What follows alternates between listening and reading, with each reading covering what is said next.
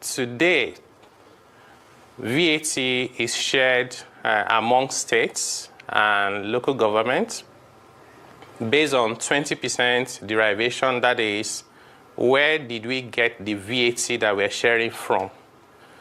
And then 50% is equality of states, and 30% based on population.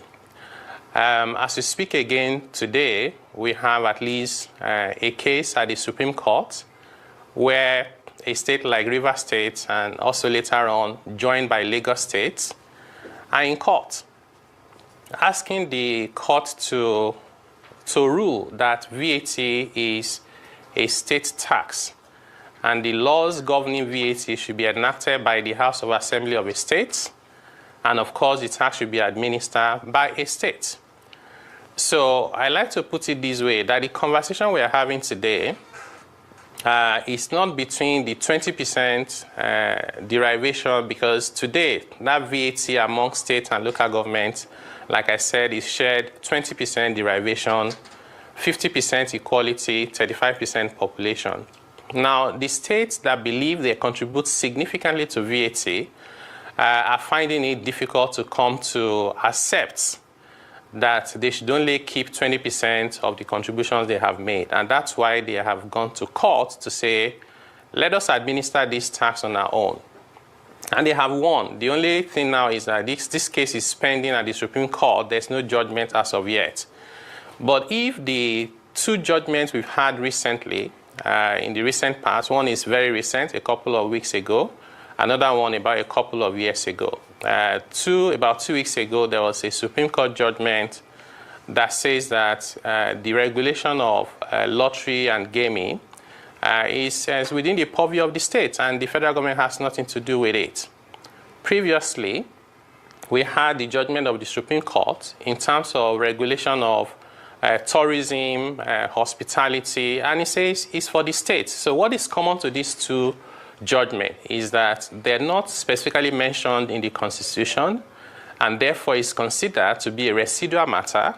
And because it's a residual matter, it's within the purview of the state. That's exactly the situation of VAT today in Nigeria. VAT is not specifically mentioned in the Constitution.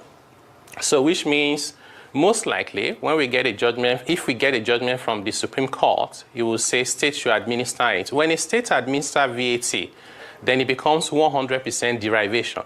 So it's important for us to understand that our proposal to move derivation to 60% is actually a middle ground.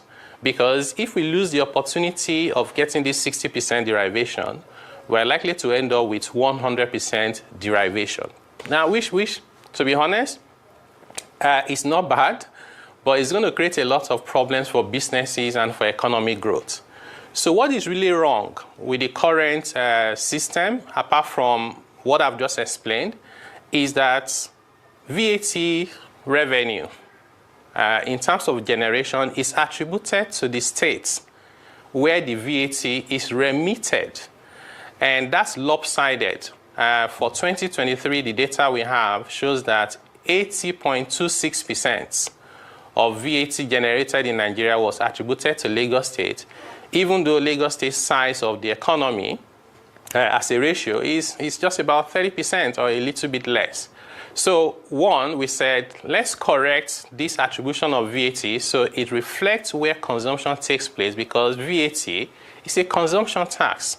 Then two, let's increase the amount that every state will keep out of what they have generated to, one, reward them and recognize that this is their income, by the way, and then secondly, to encourage them to create activities, economic activities, and stimulate formalization within their territory. So these are the two major driving factors, and therefore we think that this is the only way to promote more equity in the sharing of that revenue, and also to promote economic activities across Nigeria. So that's essentially what it is my intention, and I've set up the structure already. Every dime earned from the sale of this book, now and in the future and forever, is going into the account of the Foundation for Autistic Children. I am not reckless, but the truth needs to be told. This will survive all of us.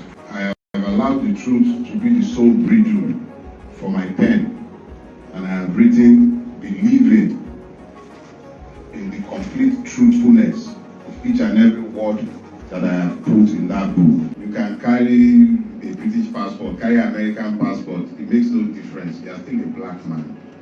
To make matters even more interesting for you, you are a Nigerian. Yeah. The black person despised within Africa because of the way you have squandered opportunities. So the constant battle to erase ignorance is multi-layered.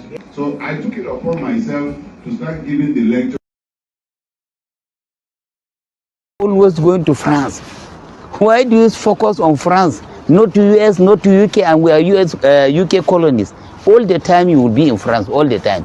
And then the ECOWAS, you are the ECOWAS chairman, and how do you want them to believe you and trust you? They cannot, because already all colonies of France in Africa, they send them out. Mali, Burkina Faso, Niger, Chad, even now Senegal. Then why are we eager to France? It is very unfortunate, Your Excellency, if you are preparing to bring military from France, from US, we cannot take them. I am a trained military man. I know what the US can do. I know what France can do. When we are in all the battle we are going in the United Nations, France are only logistic. They only supply food. So troop we have in the ground, let them release money and buy a weapon for a troop. No foreign soldier will come for Nigeria. We are not under war. To say United Nations will come and help us. We don't need any foreign soldier.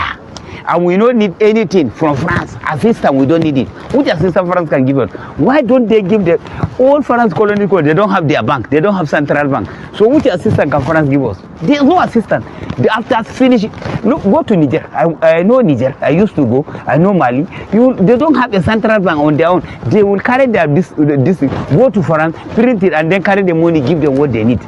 Carry their gold, carry their distance, then you are going for France for what? We don't need anything relation with France, Mr. President. Though you have relation with them, though you tell them that nobody is hungry, all of us will feed. It is not true, Your Excellency. Many households cannot even feed 1 square meal. Your minister doesn't tell you the truth, and your senators. Because if they tell you the truth, Mr. President, you must have known. That is why we the masses, especially from the north, both are Christian and Muslim, let us know both this senator to come back again. Any senator go, let us vote him out. Or that he contests for governorship, anything, we make sure say no come back. And because our government say they don't need this thing, and they are fighting for it, for us, force it to us, including a minister. Any minister who is now in this government is good, let him end of 2027. We'll push him out because the guy is going out. We will vote you out, Mr. President. We cannot continue suffering like this from the north. We cannot take it. We bring you to have a solution. There's no solution. We are having the worst almost every day. If you go buy something for 5 naira today, if you go back, they will tell you, say, it's 100, 300, 400, 600, 700. There's no food, even for Mama Put, where you go and sit down. Comfortable, they give a plate of 1,000. Mr. President, you are telling people, say, we are not hungry. We are hungry, Mr. President. Understand that. And then put it where people can be able to survive. We are just putting for survival. And for a Christian brother, please, Mr. President, have something for them, have mercy on them. And then you want to protest during the fuel. Jonathan reduce it. You want and business, and they accept. But why are you, if the people go for protest, you will not reduce it, will continue from where it stopped. Look at Georgia. They withdraw that bill immediately because the people protest. But you don't want the protest, you're almost happy to do it. Fuel from 600, we want for protest, you put it to 1,300. Thank you, Mr. President. You can do all what you want to do. We appreciate you and we vote you. The 2027, you will see, the vote will be determining where we are going and what you will support to do, inshallah.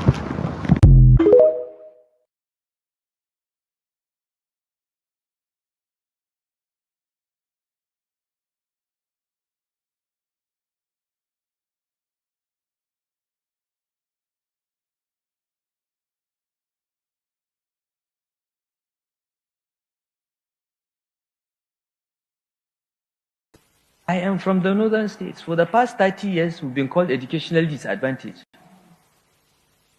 Okay? We are given lower cut-off scores to catch up. Have we caught up? It has only made people lazy. So, I'm sorry, madam. I'm sorry. I don't think we should hide behind fairness and say that everyone must be equal. The best we can do is to give people equal opportunity. Yes, sir. Today we live in a country in which, for federal government colleges entrance exam or JAMB, one state has a cutoff of X and another state has a cutoff of 10 times X, and you say you are building a nation. You are not.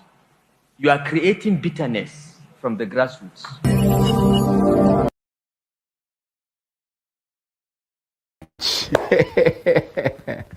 President Bola Tinubu is in love with France. He's in love with France.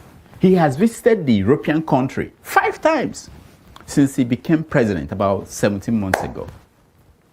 There was this Hausa proverb that says, if you see your neighbor's beer, catch fire, pour water on your own. But what Bola Tinubu is doing instead is soaking his beard in petrol. France has not been good to any African country where they intervened. None.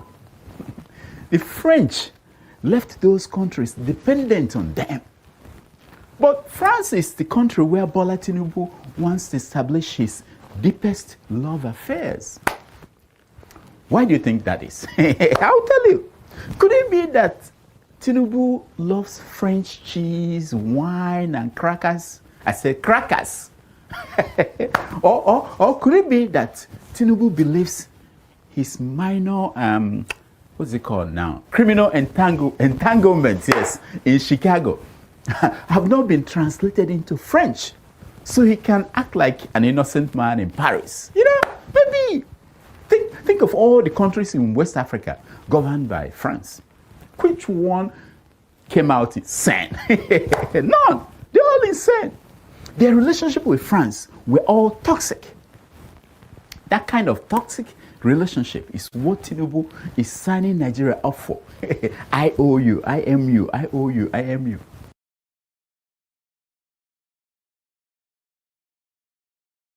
I am from Nigeria.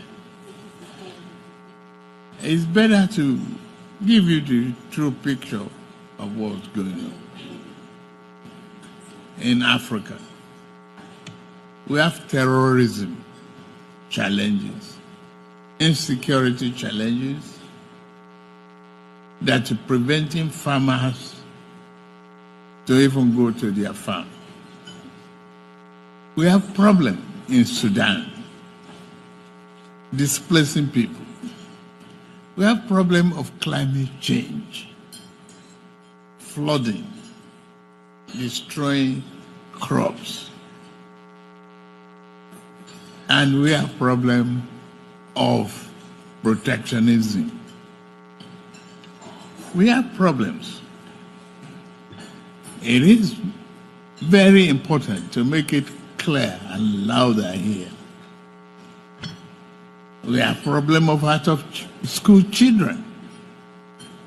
We have problem of funding free education or giving our children 1 meal a day in a classroom to even make them pay attention to school. Africa has that problem.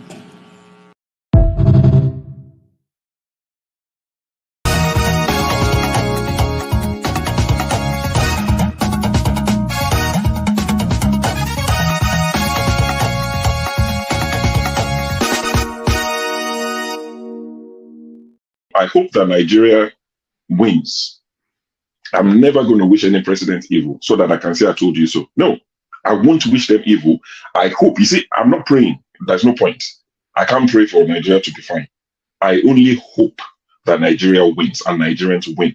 Because if you choose a dodgy doctor who has a dodgy record, who has, all sort of accusations leveled against him, to say this doctor, we think he's done this, or this doctor, this surgeon. Yes, he's a senior surgeon, he's the most whatever surgeon, but there are a lot of accusations leveled against him.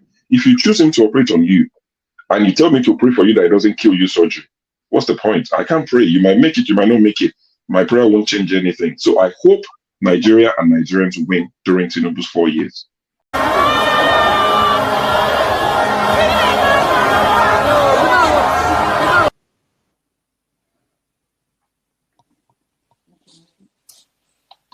No, this rally make my blood pressure go up.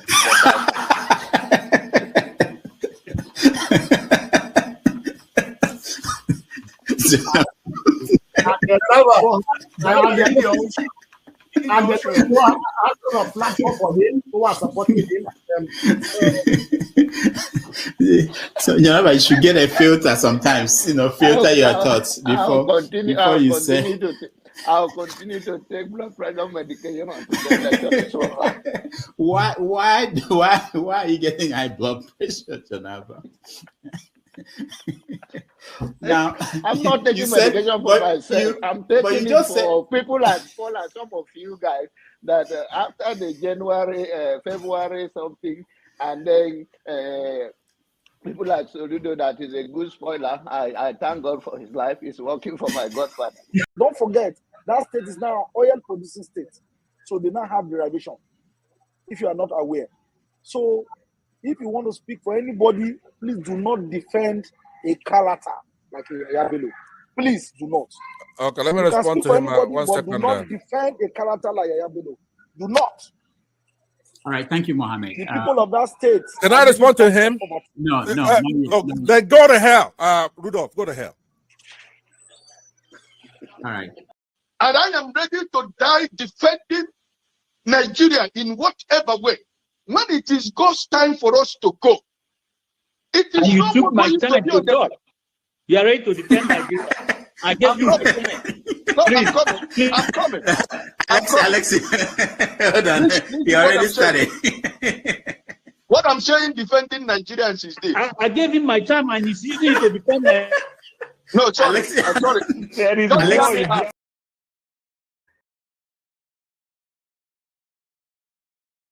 Tinubu is a criminal, yes, of course, a categorical grade 1 criminal. The only person more criminal than Tinubu in Nigeria is probably Babangida.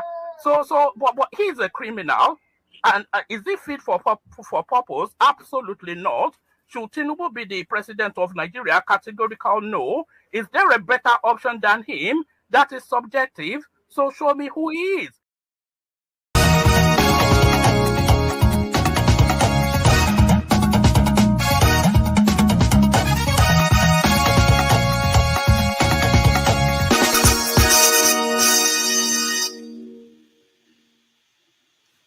All right, welcome to the show. My name is Rudolph Okonkwo. We're coming to you live from New York City. I hope you're having a good day wherever in the world you're joining us. It's Saturday, December the 7th, 2024. And we're happy to have you. It's wonderful here in New York. Cold, but wonderful. Today is a busy day for people in Ghana. They are electing a new president. They have an option to elect their vice president, current vice president, or to bring back a former president, John Mahama. So that's what's going on in Ghana. Hopefully, before the end of the day, we are going to hear from people in Ghana and Ghanaians who are here in America. In Nigeria, the issues, as we see every week, a lot. But the most pressing issue is the case of Dele Farotimi with Afe Babalola. Most of you following know that the police made an announcement of 12 charges against Dele Farotimi. And Afe Babalola came out and basically said that the noise that people are making are not going to matter. That what will matter is the rule of law. So we're going to talk about that, what is going on and what is at stake for the country, because I think that this is a defining moment for Nigeria. If you think about what happened in the civil rights movement in America, when Rosa Parks stood up and said I won't stand up and go to the back of the bus. I think at this point, Nigeria will have to decide through the court system what is the appropriate way to handle certain situations. And I think in Dele Farotimi, I think we have a perfect candidate that will force the court's rule of law, the court systems to finally define it. Not that it hasn't been done, because according to Femi Falana, what is happening is not the way it should be. But we'll talk about that. We hear your views on that and so many other issues. We know Pastor Tobi, the flamboyant pastor, is facing deportation in the UK. And that's one of the stories that we are monitoring, and so many others. So I will bring you in and get you to join us and begin this conversation. And I see that Mr. James has been here since the beginning. Mr. James, welcome to the show. Also in the studio is Paul. Paul, welcome to the show. Thank you and good morning. Yeah, nice. Arizona. The flagship, welcome to the show. Thank you, Rudolph, and good morning to you and everyone. Okay. KJ, those who are in the studio, if you want to be brought in, please turn on your camera, then we can bring you in. So let me start with you, Mr. James. Is there anything I'm missing? There are some stories I didn't mention that we actually have on our list. But is there anything you are watching, any pressing story that is important that you are following?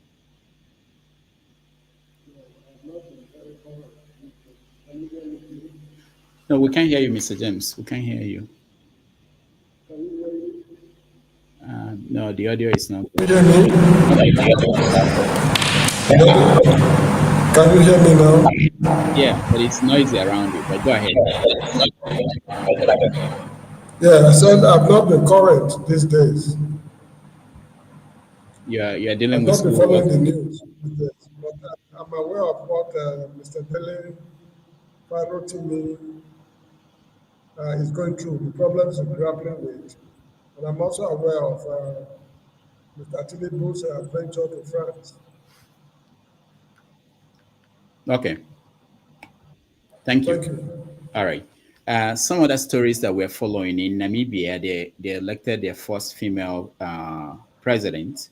The issue of the tax bill is still ongoing in Nigeria, with some Northerners still opposing that. Akpabio and the people in the Senate, they are discussing that behind the scene. The other issue in the news is in Kano, Emir Sanusi had a little problem yesterday. That issue is still ongoing about the situation about the throne, who is in charge in Kano State. All right, Mr. Paul, welcome to the show. Thank you. Doctor, coincidentally, these few days now, you've been a part-time worker, but you want to ask for full-time show. And you're a part-time worker, you ask for... If I bring other news, we can't even discuss it because you must have closed. Yeah, the goal is not to touch on all of them. The goal, one, is to make people aware. People may not know some of the things going on. So that's the goal, one reason why we do this. But again, it's up to the moderators that are coming behind to decide on which one to pick. Yeah, well, I don't really have anything, if I'll put it that way. So there's no story you are monitoring, you are following, no story you are interested in. Yeah, the story that is coming up from my state, Delta State, but not so super big in the news and the like. So that's why I said nothing. Okay. Yeah. Flagship. Thank you again. I think you mentioned a few. There's one that I've been following for some time, and there's an update yesterday or Thursday or Friday that I got. One of the leaders of the village of Okwama in Delta State that has been held captive by the Nigerian army since August. I think the chief or the leader of the clan. They said he's the president general. The president general died in their custody. So that's a big case that's going on. And the former deputy Senate leader, Omar Gege, also has spoken about it. But I think it's a story that needs to be followed up on. And they really need to get to the bottom of this. It's unacceptable what has happened. All right. Thank you, Flagship. Honore. Yeah, that's the story that I even want to talk about, that the flagship just make mention, because the way they are going among all the old militia group, if the way the government want to call it, you understand, the Urobos among them is the most peaceful one. But Urobos are very, very violent people. What the Southeast is going through today, that they complain about police and military, we suffered that for almost 20 years when that Warri crisis happened. You understand? So these are the things that some of us just felt within ourselves. They try to use it to talk to people that we don't want the military to come back again, like what we suffer for almost 20 years. But if the government keep going the way they are going, I think these boys will come up. All right. Thank you. I just got reminded, Naira has been gaining value. I think it's a very important story. I didn't even know when it was happening. I've not been looking at what the exchange rate is, but it looked like something happened, and we need to talk about it, why Naira is gaining value, which is a good thing.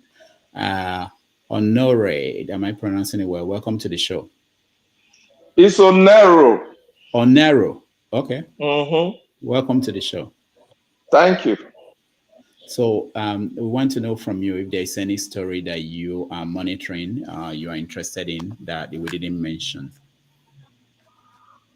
Well, not particularly, but I'm just hearing the news from Delta State. I'm from Delta State as well, but I'm kind of a pan-Nigerian.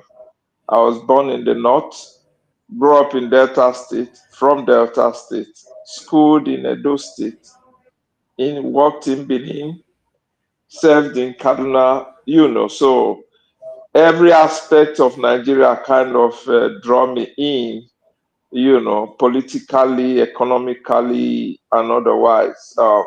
Like what one of the panelists spoke about, those of us from Delta State that grew up in Delta State that experience the crisis, I'm not going to say war, the crisis between various ethnic groups in Warri, that ravage the economy of Warri and the surrounding town, that happened over 25 years ago. I think that crisis majorly started between 1998 and early 2000. So the impact is still being felt up to date. That crisis pushed the likes of Shell, that has its headquarters in Warri, to move to Lagos and move to Port Harcourt. You understand? So we from Delta State understand the impact of not just ethnic crisis, but the high-handedness of the government using the military, like what they are doing in the Southeast currently. So I want to believe the Okwama case. I understand the story. I followed up the story. I had my reservation about what happened and how the people from the region acted, knowing the implication of the crisis that has hit the state. Every young adult, middle-aged adult from Delta State must understand that we are still suffering what happened over 25 years ago. We don't want more of that. We don't want more of that at all. Because economically, my brother, the place, Warri used to be very bubbly. The state used to be very bubbly. There's nightlife, there's economic life, there were companies, there were tire companies, real estate companies, oil companies, maritime companies that were going on. People in McDermott Road, they were selling equipment for those that go offshore. Everything was bubbling until that crisis hit. It grounded the economy of the state. Up till now, the basic thing you see most of the youth do is to drive keke. After they upgraded from bike to keke, it's America says it's bullshit. You know, growing up while people go offshore, work 2 weeks, they come back, they live okay. They take care of their family, they get married, they have children, you know. So whatever the case is, I expect the governor who grew up in Warri, but I don't support him. He's from my part of the state. I don't support him. I don't support any of the PDP people, the APC people. I don't. Because the level of criminality and looting, they paralyze the state. They steal a lot of money. Those that are shouting, Okowa, Okowa, Okowa should not be. Every ex-governor in that country must be, for me, they shouldn't arrest them. They should recover every dime. From Yaya Bello to Okowa, I don't care who the ex-governor is. Recover all the damn money from them. That's my main concern on that area. However, I also want to hit on the Dele Farotimi case, if you allow me. All right. Hold on. We are going to make that the first topic. So let's properly situate it and begin the conversation. So on December 10th, which is on Tuesday, he's going to appear in court. Civil society groups are coming together to protest. As of today, the government in Ekiti State, they've banned any form of protest.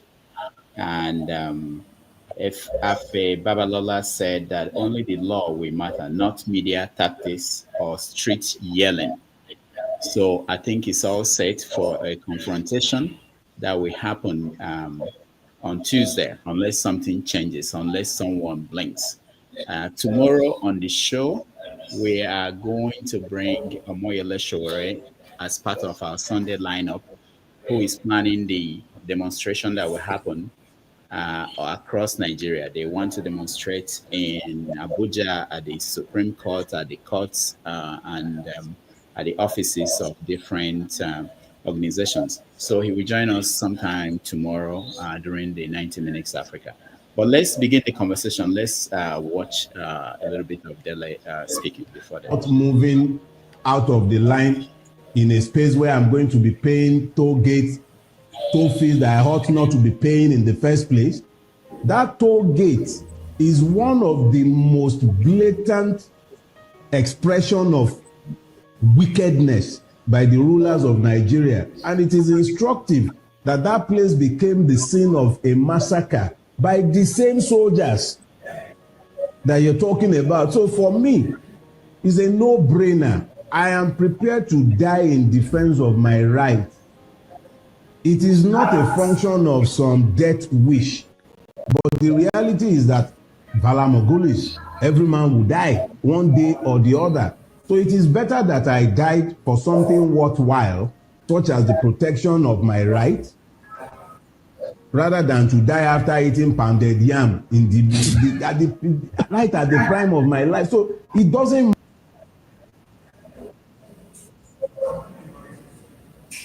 That was a little bit of Dele speaking about the struggle for Nigeria and how he sees his role.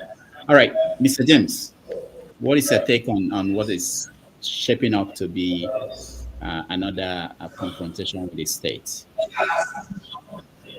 Yeah, it's an inevitable but necessary confrontation. Can you hear me, please? Hear you, but your audio is not good today, but go ahead. Oh, I see. It's beautiful. Yeah, it's an inevitable but necessary confrontation. I don't want to, I don't have much to say because I'm tired of saying I'm tired of the problems of Nigeria. Let them go to court. Whatever the man has written in this book, if it is established that he's telling the truth, then it has to be investigated. If this man was actually perverting the cause of justice, and if that happens to be the case, he should face the law, no matter who he is in the Republic. That is all I have to say. All right, thank you. Paul. Yeah, talking about this Dele Farotimi, it's just, I don't know what to say. First of all, let me start with love of a nation. You see, Love of a Nation also, the media did well, but some side of the media, the way they anchor some of their interviews, the anchors and everything, it just beats my heart and everything. Certain questions you see media will ask. Sometimes I'm expecting, for example, like a channels, Rise News and everything. Just the way you interview people, you roll back previous videos. You understand? Interview some of these people must have granted things they say, or you do your own fact. You understand? You carry out your own fact and everything, so that you can ask your questions the right way. I think he had for Love of a Nation. Something happened 2002, September 17. Doctor, I know you will remember that news was very, very big. The Ikorodu warehouse fire that got burnt in Ikorodu, the Chinese warehouse. So they locked these guys in the warehouse while they are working for them not to steal. The Chinese have this very bad mentality, the Chinese and the Lebanese.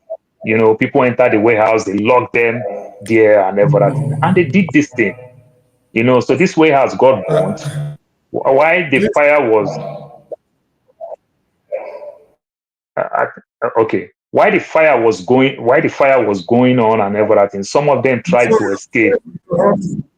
How to send out. Okay. So why the fire was, some of them tried to escape from this warehouse. Do you know they started shooting these guys for nobody to tell their own side of the story? The gunshots in the wall and everything. They started shooting at these guys. You understand? For people not to tell. Over 120 people died. You can look at it, the Ikorodu fire that happened 2002 in Ikorodu, the Chinese factory. The lawyer that represents these people is Afe Babalola. He was not the company's lawyer, but later they bring him up. Then he was the personal private lawyer to then President Olusegun Obasanjo. I just lost respect for him. You understand? So when I saw this, Dele Farotimi said what he's saying and everything. Look, lawyer can represent anybody, but Love of a Nation, if you are the lawyer that is representing these people for a very long time, it's a different thing. You pick this case to make money over your own people. I don't see a Chinese man will do that for a Nigeria in Beijing. You understand? I don't see that kind of level. That was when I lost respect for Afe Babalola. And you know, when they use all these things, you see the media use all those things. They say it's an icon, enigma, this, that, this. But none of them even talking about the type of case that this man have gone, represent Nigeria in England to fight for some of the things that the multinationals are treating us when we go to court. I don't see all those things. Other than they've been long in the bar, you understand, and they make money for themselves, then we'll just call them all these things. You understand? Let them give me something that I will say, oh, this man represents this case. This case meant well for the nations. This case meant well for a Nigerian corporation somewhere outside the globe. I've not seen anything like that. I never that thing. So calling this big man, it makes them just think certain way and everything. They just know that they're gonna go scot-free. I was born raised in Lagos. You see, when you see a big man in court, when they do all those type of things, the first thing they tell you, so I'm a member of Ogboni, they know that downfall driver will get scared. They do all those shenanigans. And that is just what is playing.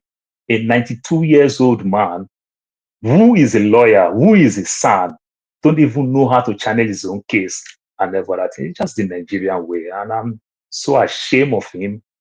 And I'm so ashamed of the police. I'm so ashamed of the judiciary. That's exactly what Dele is saying. All right. Thank you, Paul. Flagship. Can you hear me? Can you hear me? Yes. Oh, okay. You know, there is one thing that I've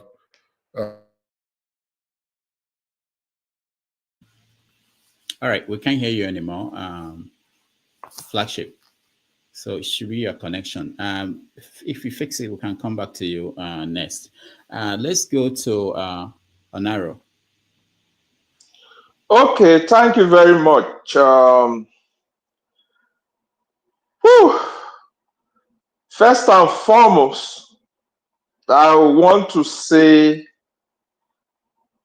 Dele Farotimi should and must be released. Should and must be released. Whatever offense that they think Dele has committed is bailable. Excuse me. It's a bailable offense. Afe Babalola. Some people now call him Afe Babalawo.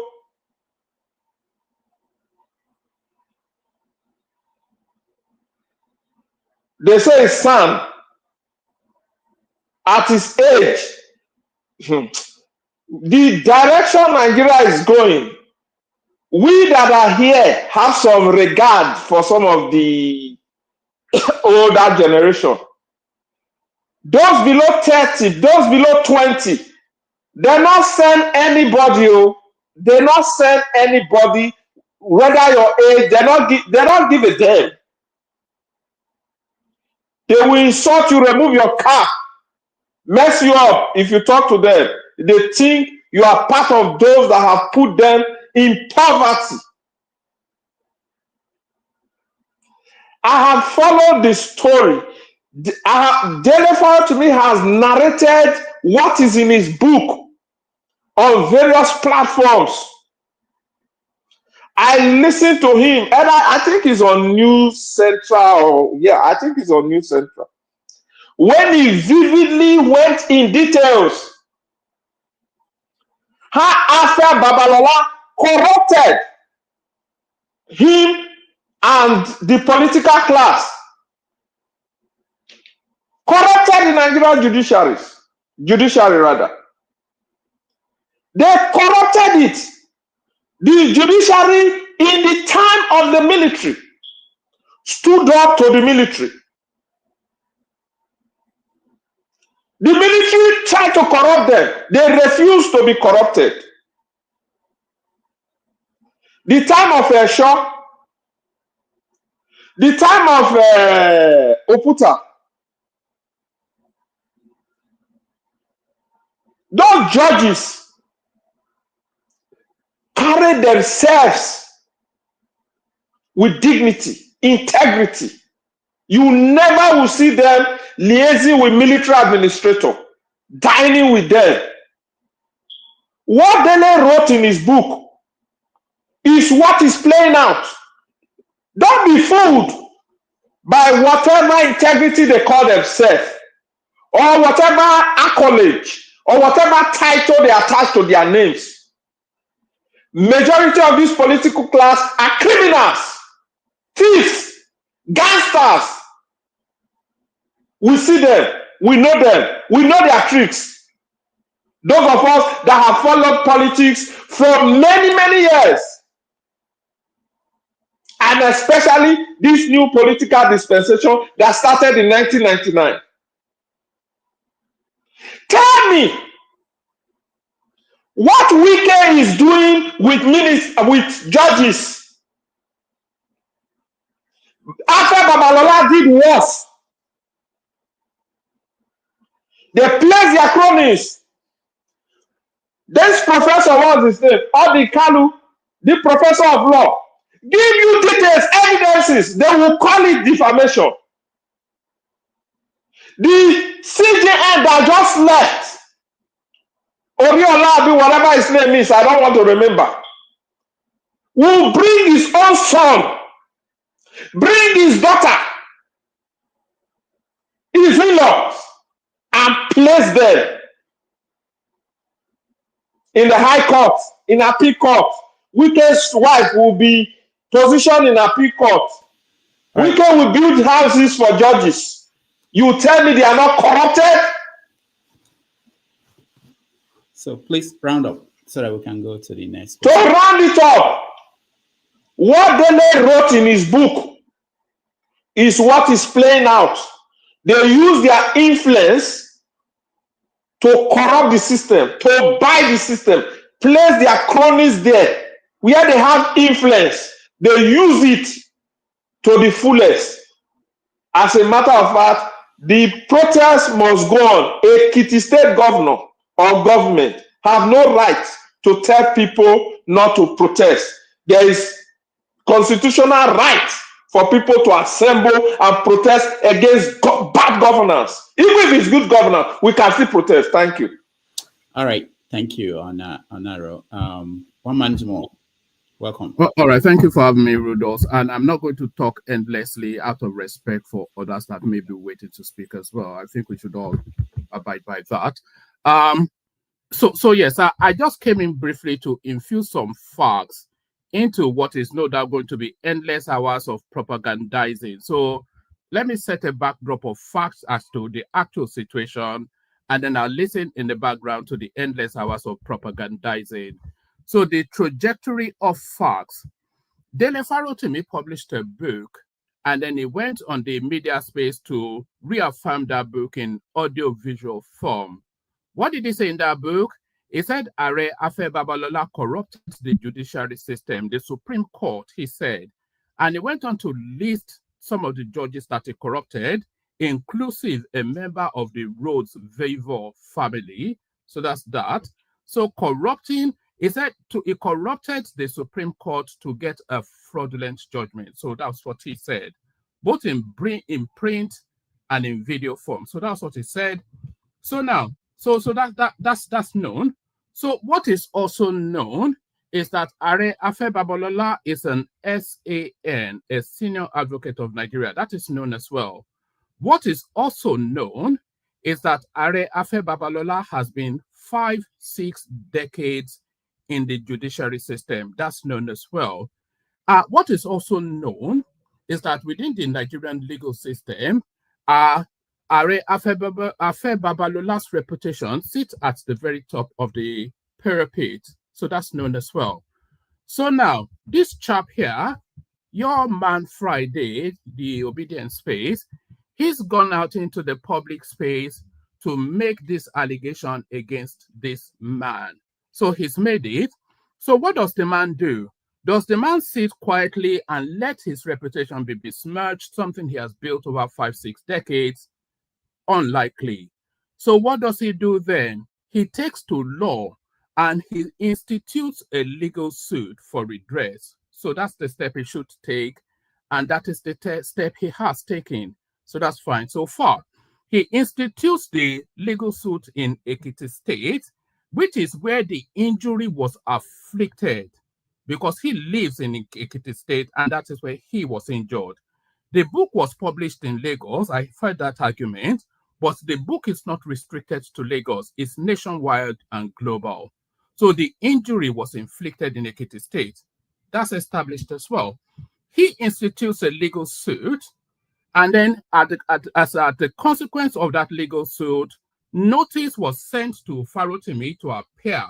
How do I know this? Because Dele Farotimi himself told us. A notice was sent to Dele Farotimi to appear, to come and defend what has now deemed, and the wordings of the petition that Afe Babalola sent to the police, by the way, to lodge his complaint, was quite astute, was quite acute, was quite specific. Criminal defamation was what he said, which criminalizes the actions that was taken. So that's known as well. So now, the lawsuit instituted in Ekiti State, a summons sent to Farotimi to appear. How do we know this? Farotimi himself told us. Not one, not two, but several summons were sent out to Farotimi. He refused to appear. He said it in his own thing. So let me just finish. I'll come off your screen, then you can do your thing. So sorry to cut you. Do not go off your screen. Stay and let's address. This. Oh God. Don't do that now. You do that all the time. Anytime anybody trying to infuse some bit of fact or truth to your propaganda, this is what you do. This is what you do. Let me just do my thing. I cut off your screen, then you can do your ding dong ding that you always do. You know. So the lawsuit was instituted.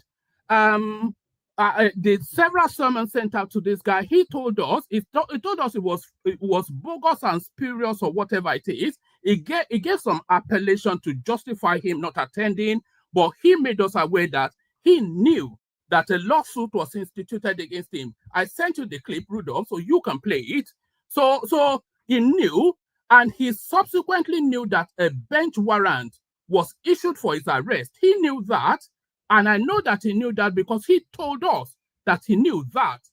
So if this guy can arrogantly, because he has a bank of wailing and screeching backdrop of screechy people that charge at people anytime they feel aggrieved, he feels he has this bank of people, and he thinks that places him above the law, then the law asserts itself. The bench warrant was issued, he ignored it, and the bench warrant was executed.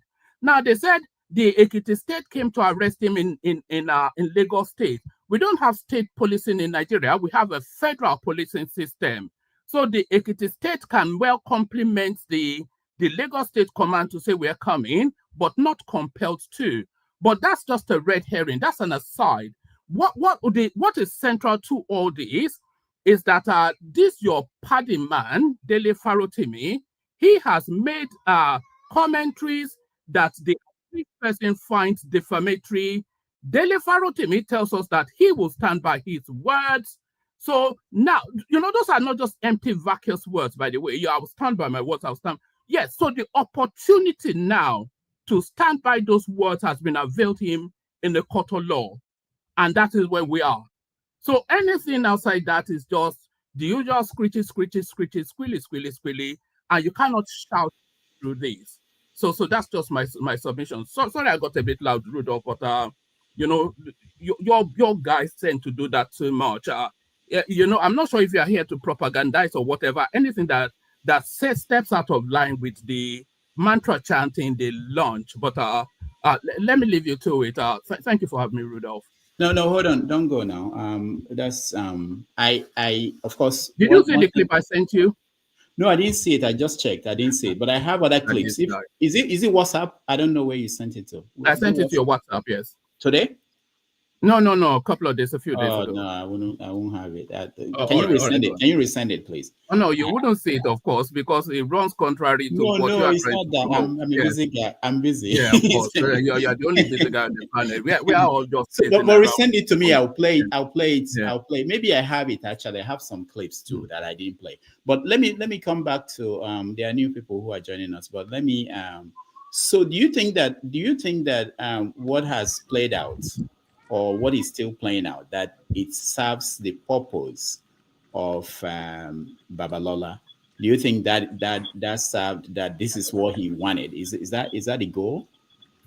Well, who is speaking, please? No, please. I don't know. I'm okay. Sorry, it's one man. Sometimes, no. What purpose the Babalola? How do you mean Babalola? I don't know. I'm saying, if you are his advisor and what is playing out now, is that what he aimed for when he decided to take this?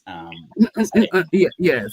Very rude to answer a question with a question, but if you were positioned as Afe Babalola, how would you position yourself right now? Sorry, sir. If you were positioned as Afe Babalola with this chappy man, this latter-day Rasta man, if you were positioned as he has been positioned, which position would you adopt? Maybe I'm not thinking very well today. Yes, what position are you saying? What position? I don't understand. Doctor, is simple. You act like Femi Falana over the very dark man. Well, no. Simple as that. Hold on, one man. You mean if somebody wrote a book about me and said certain things about, is that what you defame you? If somebody wrote a book to defame you, how would you? Okay. No, I'm not going to. No matter the situation, I'm not going to say that the police are going to bundle somebody from one state to another state and lock them up because of what they wrote. It doesn't make any. To me personally, I want to understand the law, because that's what Babalola is saying, that the law is on his side, that he had the right to do that. In this country where I live, to have him arrested. Yeah. In this country where I live, things like that do not happen. They do. Where? Give me an example. They do. if the court invites you in your country, oh God, don't be offended, please. This man is let me just make a point now. I'm not you can't be doing that. You came in here and said somebody took time. So you've done your own. Go off. Let other people speak. All right. Chim, I'm the one who wants to question him. Okay, so allow me. He asked me a question. Let me respond, and then I don't spend a moment here, so you can do your thing. I don't really care. Listening. It's not right to be saying this. He keeps abusing everybody. He doesn't spend a moment here. He has spent. How have I abused anybody? How have I abused anybody? Chim, please. All right, go ahead, one man. What I was saying is, where you reside, where I reside, global norm, if the court invites you, you refuse that invitation, they send a reminder notice, you continue to ignore it, they will issue what is known as a bench warrant. It is okay for you to curse, but it's not okay for you to lie. There is never invite. It is not okay for you to lie. There is never an invite towards that direction. So just stop the lie. It's okay for you to curse because you know how to curse, but don't just lie, cheap lie. And I'm not lying. I am going off the narrative that's. I will send you the clip again, but know that you won't play it, Rudolph. No. I'm going off the narrative that Farotimi himself put out in the legal space, in the public space. He told us that he was aware of several sermons, several invitations. All right. One man, hold on. I think I have the clip. I think it's this one that you're talking about. Doctor, they faked the clip. They did not invite Dele. Where did they send the letter to? Charge that had been fraudulently preferred against me. Correct. In State, at the instance of Chief Afe Babalola, this charge had been fraudulently preferred, hidden from view, and the court had purportedly demanded my presence multiple times, and I had failed to appear before this court. And this court had then proceeded to issue a bench warrant for my arrest. This is classic Afe Babalola. I detailed his corruptive influence in my book, Nigeria and its Criminal Justice System.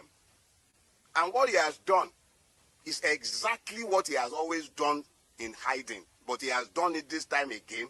And the calculations were that I would have been picked up, taken before this judge who must have either been compromised or misled in Ekiti. And I would have been remanded in prison custody for being somebody who was meant to face trial and who had refused to bring himself to court. I am reliably informed that social media influencers had been paid to spin these narratives after my arrest. Human rights activists have been positioned to start speaking after my arrest, including one Agaya. High offices in this country have been compromised in pursuit of my persons. High offices, from the Inspector General's office, because the police have been subverted. The Attorney General of the Federation needs to examine himself because his office has been somehow linked to this as well. I do not know if the presidency is directly involved in this, and I will not make frivolous charges. But high offices have been subverted in pursuit of a criminal purpose. I have committed no crime, done nothing wrong. If I have committed any wrong for which the state requires my attendance in a court or at a police station, they know exactly where I live. I will live only once, but I will not live cowering to any man. Let us be clear. If and when I have a charge to answer before a court, you all know where I live. I'm not hiding, and I'm not running away from anybody.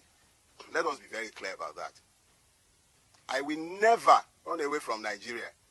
We all have to pretend that we are in a democracy, and we have to pretend that we are citizens, and we have to pretend that we are a country ruled by law. And by all means, you will pretend that we are. I have done nothing. And if I have a charge that should be preferred against me, bring it on. I'm happy to come to court to have my day. If there is a crime, there must be justice, not only for the person who is aggrieved. There must be justice for the accused.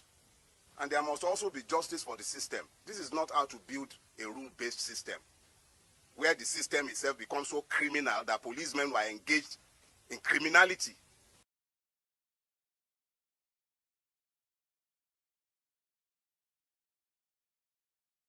Okay, so there it is right there. You heard it yourself. Yeah, hold on. So you speak all this big English. You cannot comprehend English. Hold on. And you speak all this big English, but you can't do comprehension. Oh, Paul, hold on. Come on.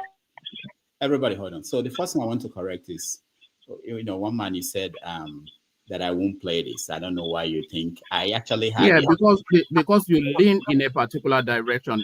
Everybody leans, including you. You lean in a particular direction. So, and it doesn't lean towards the direction you lean.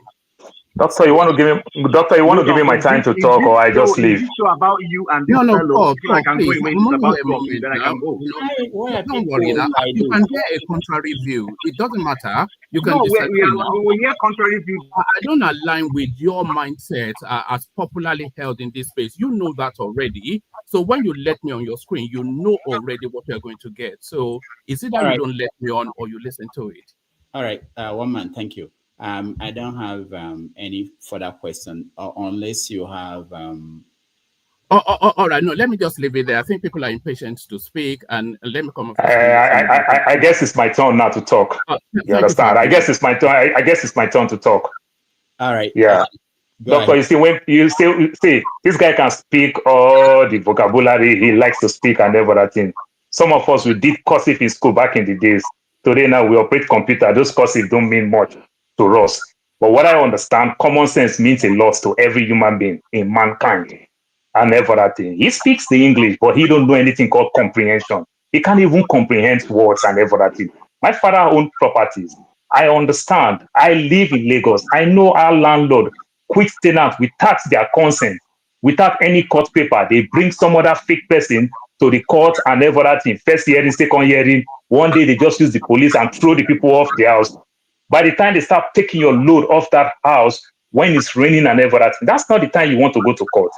That's the time you want to look where you can put your properties, how you can manage your children, how your children can go to school on Monday, and everything. If Afe Babalola, who tweeted over these issues, if the police that were shaming over these issues, I want to believe by now they should have put that notice that they give, that they invite Dele Farotimi to come to Ekiti. They would have put that notice that we send it to his law court, we send it to his office, we send it to his house.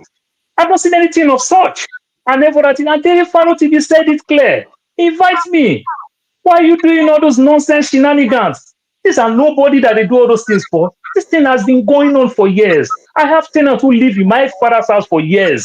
Other landlord will tell my dad, you can use this way and kick them out. When you kick them out, just wait. The day the police will come throw them out.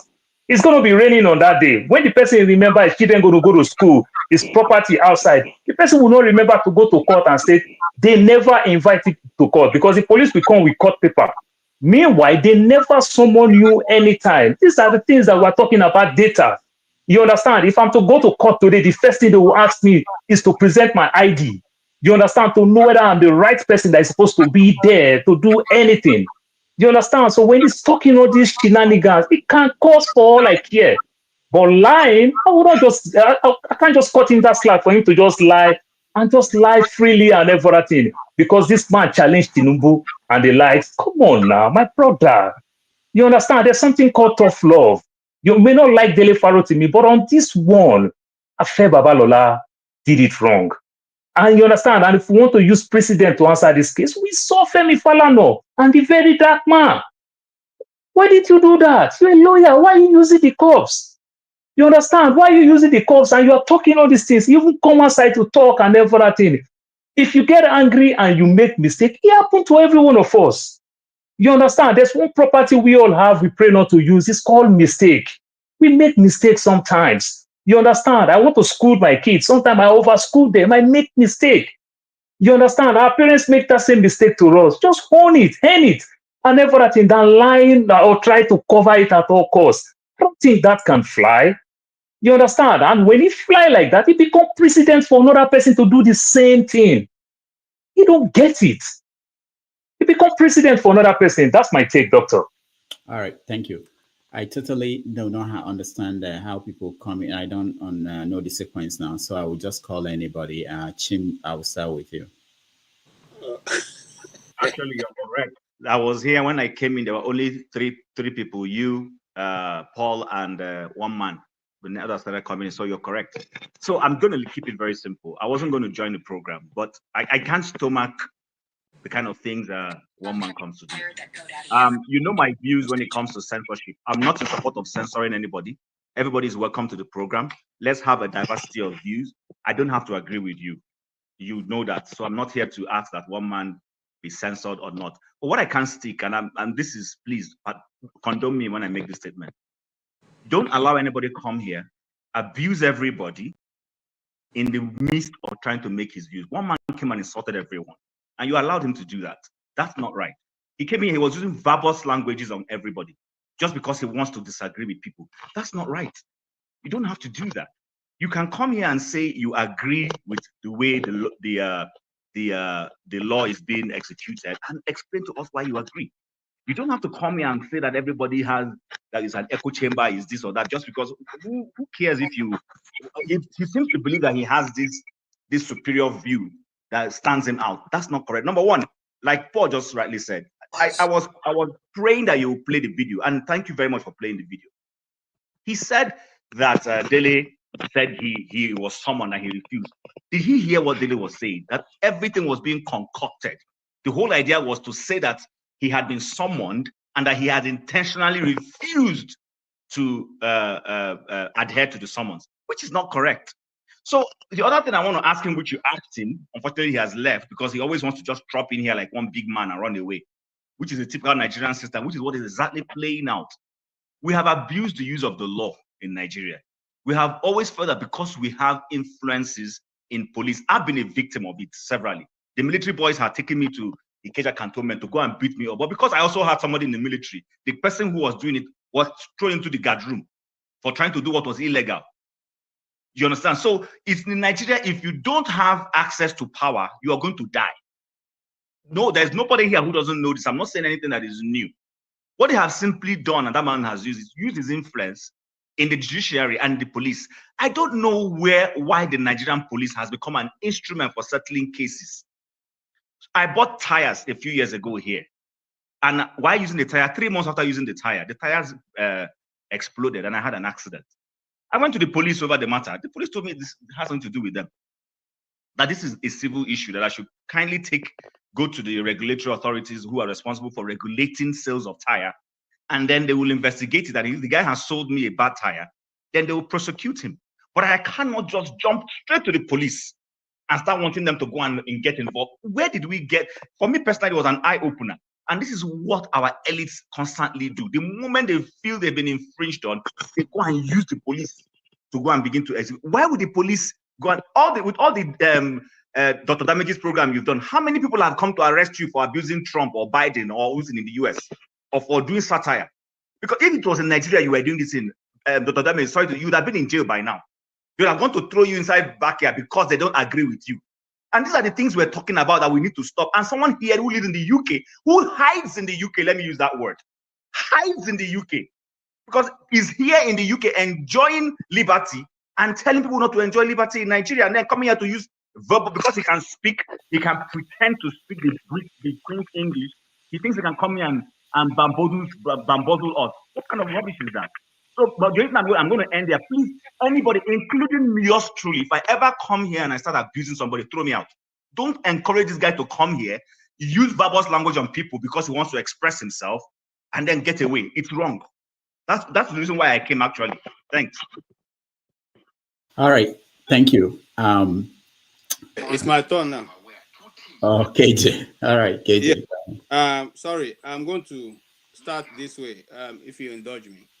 I have a Hausa man. I don't know if you can see my this. I'm going to play is a short audio clip talking about the same Afe Babalola. Please just indulge me. Even the one you talk about the facilities abroad, during Buhari's administration, I'm aware 2 teams were sent to China. They came back and confirmed that we have crude oil there. Later, NNPC hired Afe Babalola to go on television, advertise on the papers that the whistleblower is a liar, that nothing like that happened. Even Mr. Peter Obi is not a messiah. Okay. That is a short clip. Hold on, crude KJ. oil in the facilities abroad. During Buhari's administration, I'm aware 2 teams were sent to China. They came back and confirmed that we have crude oil there. Later, NMPC hired Afe Babalola to go on television, advertise on the papers that the whistleblower is a liar, that nothing like that happened. So what are we saying? Who is fooling who? All right. That's the question. I just wanted to play the video. I had it. Thank you so much. That's the question. You see, it's either we want to build a nation or we don't. I have never seen any nation. And I've made so many examples here. I said the reason why the Igbo, I'm using Igbo because that's the one I understand, is such the way it is. We do not come against people who are what? Who can ask questions, who regard as radicals. Because the radicals are the one who repair. They make a new path for every society. If you come to a place where your children cannot ask you, Daddy, you built bungalow, 4-bedroom. Why didn't you build upstairs? Then you're going nowhere. And then you tell them, no, look, let me not go to. I'm so annoyed. I wouldn't have come in. I would just manage my business there. It is this, one man that brought me in. Okay, because he comes and then he says what he wants. He uses big languages to insult people. Nobody will no go school here. Nobody will know if you speak. The English itself is not your father's language in any case. Okay, and we know from training the hindsight mother tongue is better than whatever you can. That's why people like Chim Amanda they can express when they write. You'll be looking for where they came because they understand the intricacies of the language of Igbo language. Is what is the English that Woloshe can speak? It's not about Ogun and the Yoruba this is writing about. Has he ever written anything that has to do with America and the American culture? Look, let us face ourselves and tell ourselves the blunt truth. This man, you call him Rasta, he's a successful lawyer. Okay, the same place you are calling Babalola now at the age of 96, he has been able to achieve that at his own age. And he in fact, he didn't only achieve that, he walked away from it because he was tired of going to court and losing cases because people are manipulating it. What he said about the man is not true. Now, outside man don't talk since. Why no carry and go this thing? Why no accuse of defamation? You know see the news? You know see the news because we learn to be fighting our brothers. Igbos have a problem. A person that can beat his brother, you know get power. When the time we know that you're really a tiger, when you go to the market and then you fight there, defeat all of them, come back, they will know you're a tiger. Your sons are older than Dele Farotimi. But let us come back to the reality, and so I don't go everywhere. I'm so annoyed. Look, first and foremost, I did this broadcast 2 days ago.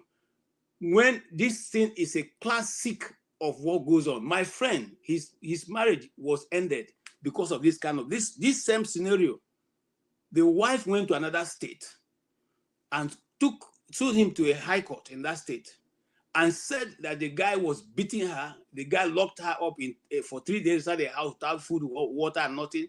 And then she was sued for divorce. They served the first letter. In fact, in this case, they even went on. They brought one guy who claimed to be the husband. And the guy asked the guy, this thing your wife says, is it true? He said yes. What do you have to say? Say it doesn't have anything to say. They did it 3 times, just like Dele's case. On the 3rd court appearance, the judge ruled.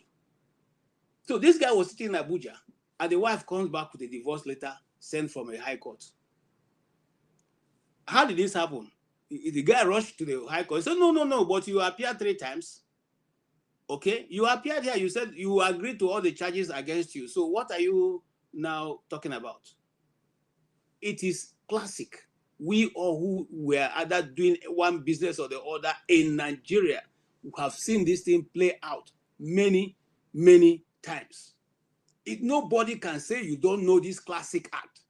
Okay, nobody. So when you come here, you are saying that why will a lawyer be afraid to go to court? Why? Who has been practicing law before? Have you seen a lawyer who is afraid to go to police? What would the police do to him? You see, the reason, and I explained this in the broadcast, the reason why they took him away, because they wanted to force the man in Lagos, the commissioner in Lagos, to detain him. And the commissioner said, no, we know this guy now. He's always going and coming. If you want him tomorrow, we'll call him.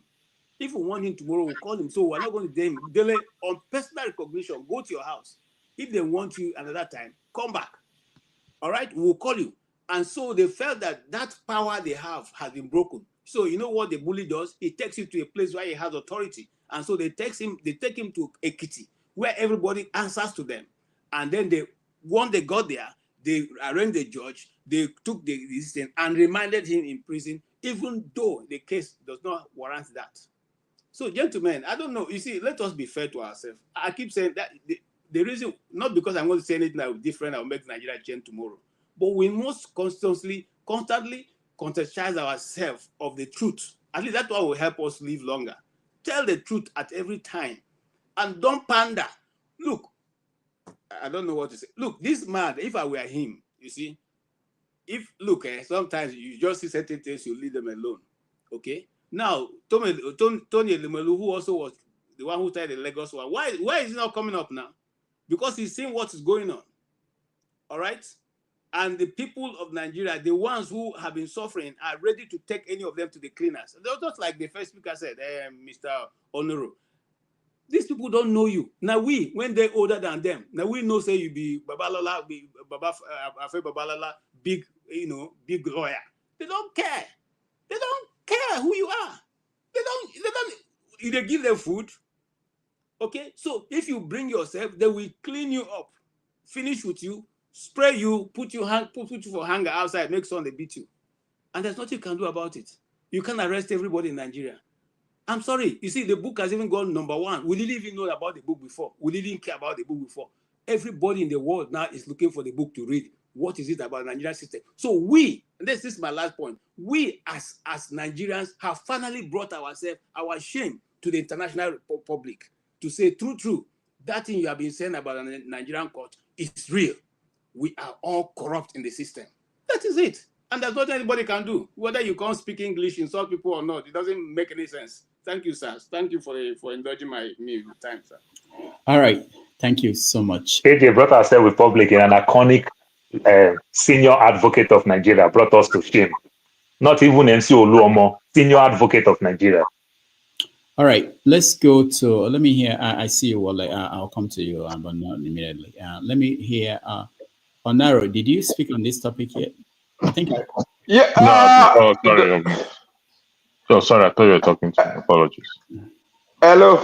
Yeah. Okay. So, Onaro, hold on. Do you understand why I removed you? Just to make sure it doesn't happen again. No, that's fine. That's fine. It's okay. I'm okay with following the rules, but sometimes we won't grow forward. We not send anybody, let it be known. We they respect people. We they humble ourselves. But if you slap me, I know they go back, I don't care. If you can land me both, I go give you 2 before any other thing go play. So the point is, make I go pigeon, Joe. The point be say, I hear the guy, he dey use different name on different platforms. For me, when you talk finish, you go stay behind. That was the point I was trying to make. It's not as if I was challenging him or trying to stop him. He was playing the typical Nigerian politician game. Now they go get their say. They not go hear what you want talk. We won't grow for worry. We dey look you eyeball to eyeball. Tell me what you want tell me. I will tell you my own. Straight up. If you want go beyond talk, we ready for am. That was the point I was trying to make. If he's ready, stay and insult others and make his point, he should be ready to hear and listen to the opposing side. He said he has opposing views, which is good. We stay behind and listen to him. But why will he say that he wants to just drop it and leave and exit?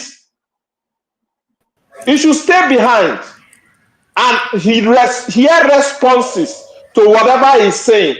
Back to the Dele Farotimi case. Like others have said, the judiciary is corrupted, is rotten. I listened to Dele Farotimi Of course, the case don't dey court. It's not Dele Farotimi that will prove his innocence. It is the Afe Babalola that will come and tell the court that what Dele Farotimi wrote was a lie. And Dele Farotimi will now bring the evidences which he said he has on the case, on land case in Lagos, when Supreme Court has given a judgment that the so-called iconic man in Nigeria, old man, we know him. Some of us used to respect him, but I don't respect him as much as before, not on this case. But because of some of the cases he has handled during the military time, he aided and abetted Abacha and all the military people in looting Nigeria dry, defended them in various forums. You know, so coming back to the corruption, the rottenness of the judiciary, it is in our faces. The political class uses it. Some of us are educated. Okay, we have small thing to fight a little. But when they come after you, if you not get mind, you not get heart, you not get some little connection, like somebody said, they will rubbish you. But in this case, majority of young Nigerians, in quote, are standing behind Dele Farotimi. And whatever this old generation want to dish out to those that are speaking on their behalf, they will get out from the young people. Thank you so much. Let me say that we can't force people to come in or force people to stay after they speak. But what we guarantee is that if you come in, you wait for your turn, and when it's your turn to speak, you speak. What happens next is up to you. Revolution. Forgive me, I don't remember the sequence. So Revolution will speak Wale, electricity, and then I'll go down. John Abba, go ahead. Revolution. Yeah, good evening, Doctor, and the brothers in the studio. Respect to everybody. To be honest, like other guys said before me, I was just enjoying you guys until that, I don't know whether Remy or whatever, everywhere where you go, different name. But I know it's the same Remy calling VOP all the time because you can recognize his way of trying to become a British citizen by force. The English way no one of you understand. So that was what brought me. I was very quietly enjoying my show. Say I will come later. So the reason why I came in was because of sometimes you get tired of people claiming. That is why I say so many Nigerians are educated illiterates. These are the things I saw before I mentioned it. They come, they think everybody be fool. Or because this is our culture in Nigeria. Senior, you have to respect senior. Now keep us where we did. Senior goes fuck up. They go say, nah, senior, that boy is a small boy. So this is why I came to say we are all tired of this sin. It's not taking Nigeria forward. People are laughing at us everywhere. Poverty is killing us because of single thing. Now so they do them. You understand, Doctor? This is the reason I came. Just to tell this guy, please, like you say, nobody can stop anybody from coming or staying as long or when you like to go. But please, like Jim says, sometimes this type of people, just stop them in their tracks. You cannot come insult everybody. Who you be, sir? Who you think say be? Even the English, can he speak better than Jagu when you want to talk about a British accent? Those kind of Lagos accents where they take Baju people, now you go, they come, they take panic us here. You cannot even speak the British accent normal. This one, just management. So I'm sorry if I said something that you don't like, but that guy should be stopped in the track immediately. Thank you. All right. Thank you. I thought you would say better than forefathers or electricity. You want to jargon. All right. So forefathers, you have a job to do. Electricity, you have work to do to catch up. What did I say? Well, I think you're next. Go ahead. Yeah, thank you. Greetings to everyone. I don't want to continue dwelling on what everybody has said and what we all know, because sometimes I feel like it's just like a super story. It never ends. Next week is going to be another episode of, there's too many wala in that country. But this is my own personal opinion. I feel like every single one of us have to kind of look inward. Because all these people, honestly, I keep saying it, we know them. They're our friends, cronies, families, uh, brothers, sisters. We all connected to them. But we don't really look at, wait a minute, if my brother is a chairman of local government, and instead of him to repair the schools and build the hospitals and little things people can enjoy in his community, he's going to leave that community and go to eyebrow area in that state to live, buy himself SUV. People start, the so-called chairman. We see all these people. We never call them to, like, where did you get this money from? Maybe I'm benefiting from, maybe he sent me to Harvard University. But I'm not going to say, oh, he's a bad uncle or he's a bad brother. But I'm benefiting from it. Am I going to look inward and say to myself, I'm part of that problem in that country? I'm not. If I'm benefiting from my brother who is a chairman, I'm not going to come here and be saying, oh, Nigeria is not, except if I'm lying.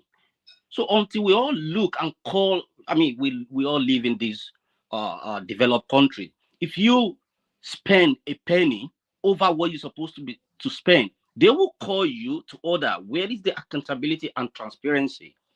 People just become so rich from the money that belongs to you and I. And the police that is even arresting someone, have you seen the uniform on their body? Sometimes you just look like, is there a mental problem with everybody there, or their rival mentality? And it's just like everybody is sick. Because the women that will be following these politicians during their election or campaign, they are the ones that will suffer it. And then they will go to their religious places to be praying to God to provide something they can do for themselves. And then you start wondering, what is our problem? Who is actually bewitching us? So we need to look inward in each of us, in our families, in our environment, and say the truth. Mr. Dele Farotimi is, I don't know, some people are just like, you know what, or die not die. Can you imagine someone like him not even, what is he fighting for? Fighting for you and I. But if it's someone like me, I'll probably, fled the country. And Nnamdi Kano is in custody. Has he not got a family? Who is he fighting for? For himself or for every single one of us? But we all can just, japa, come and live where electricity and water system is running. So what can we do? Maybe we need to start from our own micro family and tell people, if you give me something that I know that it's not transparent or you cannot account for, I'm not taking it. Let me soak my garri and granite. Don't come and give me something that I will eat and then other people's blood are soaked in it. Until we say that truth, don't let us come here and just be talking about the problem. We all know the problem, but let us start from ourselves. They say, he who comes to equity must come with a clean hand, and pull the wool in your own eyes before you pull someone's eye. These people are not even many, but they are there. We're hailing them. We say Babasa. We'll be worshiping them. Until we set the truth to ourselves, we're not going anywhere. So please, I'm imploring every single one of us. If you go to your church and you think your pastor is living bigger than he should, one thing I'm very, very glad about this world is, no matter how rich you are, you're not going to sleep in two beds at the same time. You can't drive two cars at the same time.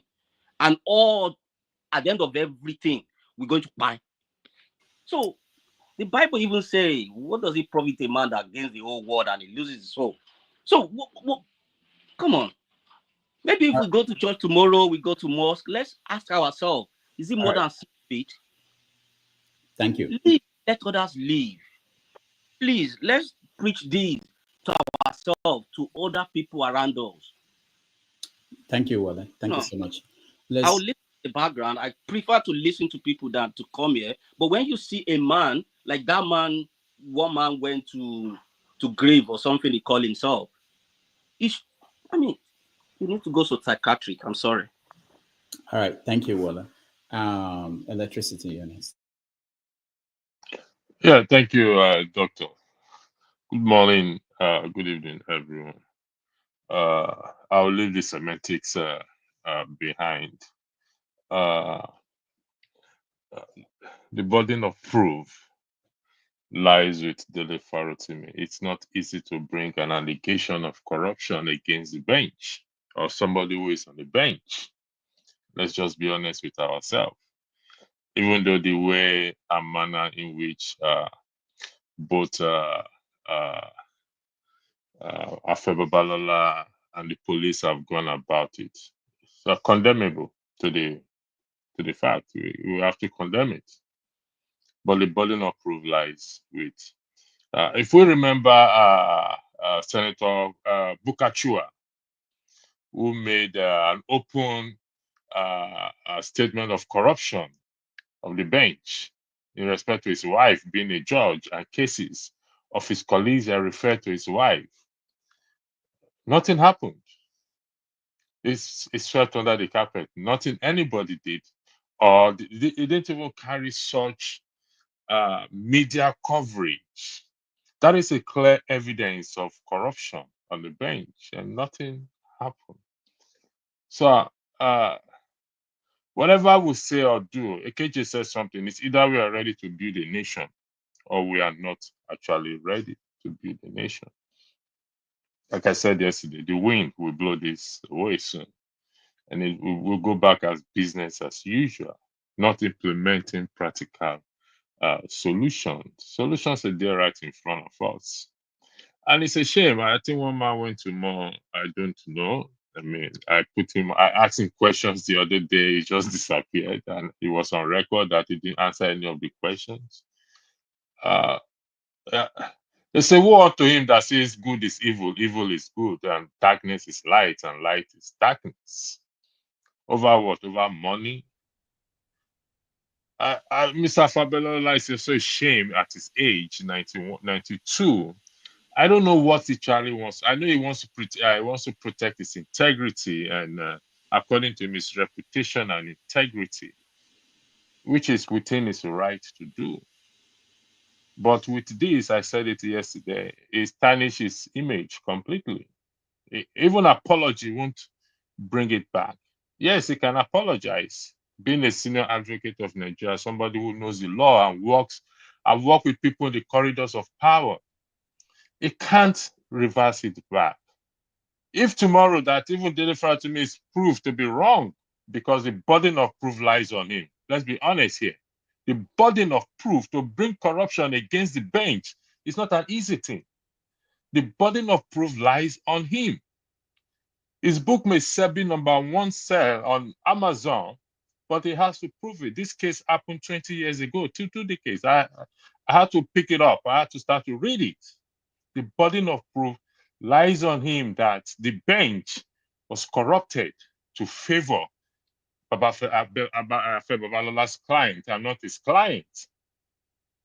But good is good, evil is evil. What they did to him is completely evil and bad. So we can't pretend over it. But we cannot treat this case different from what Senator Bukachua said about his wife, because it's all about the bench as well, too. We can't treat it differently. It's all the same thing. Thank you, Rudo. All right. Thank you, Electricity. Let me indulge a big, I don't know who is next, Janaba, and let me go to Dr. Alexander. I will come back to you. Doc, what is your Yeah, take? this is going to be a very short take on what's going on, Rudolph. And thanks for having me. And I do appreciate everybody giving me the opportunity to talk about this case. This case has been bothering me for quite a while since it started. I think what I'm not an attorney, so let me say that right now. I don't want to play the role of a lawyer. I leave that to the learned people to do that. But I think that the old man, Afe Babalola, I think it's an overreaction. I think that he's, like Electricity says, he's trying to protect his image and reputation. But if you've been around top lawyers, top SANs, the man has a reputation. That's all I'm going to say. I'm not going to go into anything but that. I'm not a lawyer, but he has a reputation amongst his colleagues. I think what he did was, I think what the guy with the beard, the lawyer, what's his name again? Dele. I think what Dele did was libelous. I think he went overboard. He, like someone wrote on the chat, the allegations are pretty weighty. But to me, I think it's wholly and essentially a civil matter. And I think Afe Babalola should take him to the cleaners and, as an ICN, do what he thinks he has to do to be compensated for being painted the way Dele painted him. But locking him up, I think that's overboard. I think that's just a show of strength. I think that is out of order. I don't think in the country that we think we come from, that we Nigerians think is the most sophisticated black country in the world, that's jungle justice as far as I'm concerned. I think he could have done a better thing. I think he's just shown power. Obviously, he's not from Lagos. He took him to a remote state, pardon my French, in Ekiti, that he could show his power as a big boy in the state of Ekiti. He couldn't do this in Lagos and get away with it, quite frankly. So I'm not a fan of Dele. Let me say this right now. I'm not a fan of Dele Farotimi. I'm sorry, I'm a Yoruba man. I'm finding it difficult to pronounce his name. I'm not a fan of his, but I think he's being treated unfairly. I think the man is just showing that, look, we own this country, the legal profession, we're controlling, and I'm going to show that you're a small boy. It's a Yoruba thing, quite frankly. I think it's unnecessary and it's out of order. Go ahead. Dr. Alexander, before you go, one question. So people like one man, there are a lot of people like him who feel that what is going on is proper, that Babalola has the right to take any action. Is it that, because I want to understand, is it that they don't understand that anybody could be a victim apart from Dele for whatever reason? And that I can be, you can be, anybody can be a victim of this kind of approach to civil matters? Well, I don't want to hold forth for one man because I think he's articulate enough and I think he was trained properly in my high school to be able to express himself. But at the end of the day, that's his opinion. But my opinion, my opinion is very strong about this. I think you could see the whole thing being premeditated. They stretching the reappearance and not granting of bail. That's for him to lavish in jail and get punished for what he did. It's pretty obvious. If you wanted to play safe, you could have said, okay, we'll grant you bail, you're a popular person, we'll grant you self-recognition, come back and we'll take the call. But they deliberately didn't grant him bail because they wanted to let him go through what he's going through presently. My opinion, and I'm entitled to it. I think the SAN, Mr. Babalola, I think he's played nasty in this case. I think he's played nasty. I don't agree with what he's done, and I must say strongly that I totally don't agree with what Dele has done too. But I think they let the court decide. These are legal practitioners. These are experts in law. The SAN should go to court and seek justice. And if this man Dele has no proof of what he has alleged, then he needs to suffer for what he's done, but not this way. I'm very sorry. I totally disagree with it. I think it's just shows strength and it's very African. I think I subscribe to a very black man and the other lawyer, the SAN man. The position he's taking. I think that's the right position to take. You know, I can't see this happening in America or England where you write something libelous and the police officers pick you up and go lock you gonna lock you up. It's so barbaric. I mean, this is I can tell you unequivocally that Afe Babalola SAN is the highest paid attorney in Nigeria. I can tell you that. So he's a man of clout. He's got a lot of clout. After all, he defended Obasanjo when he was in government and when they killed Fela's family. So this man has a lot of clout. But I think this case in particular, this a bitter taste in my mouth. I think he's done the wrong thing. But that's my opinion. And well, what do I know? I'm just an illiterate man from Lagos, so I don't know nothing. Thank you for having me, and thank you very much for accepting for me to talk a little bit. I appreciate it. Thank you so much, Doc. All right, let's go to John Abba. Dr. Rudy, thank you for having me and fellow panelists. It's nice to be with you guys. I think I spoke my mind yesterday the same way that every other people have reacted. I think if Dele Farotimi described you the way he speaks English and uses his word, even devil will think he didn't create anybody like that. So I can understand the pain of the old man, but you cannot be at this higher ground and be a thin skin. But just like Dr.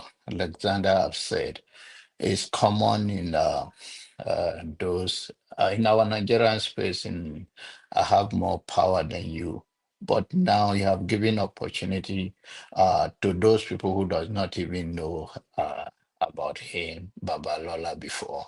Now they are coming to know him as a man that over. Abuses his power or influence in the society, not as what he has done over the years. So I believe it's a miscalculation on his side, but that is what ego does. Ego will make you think whatever you're trying to accomplish, you end of the day give your opponent edge over you.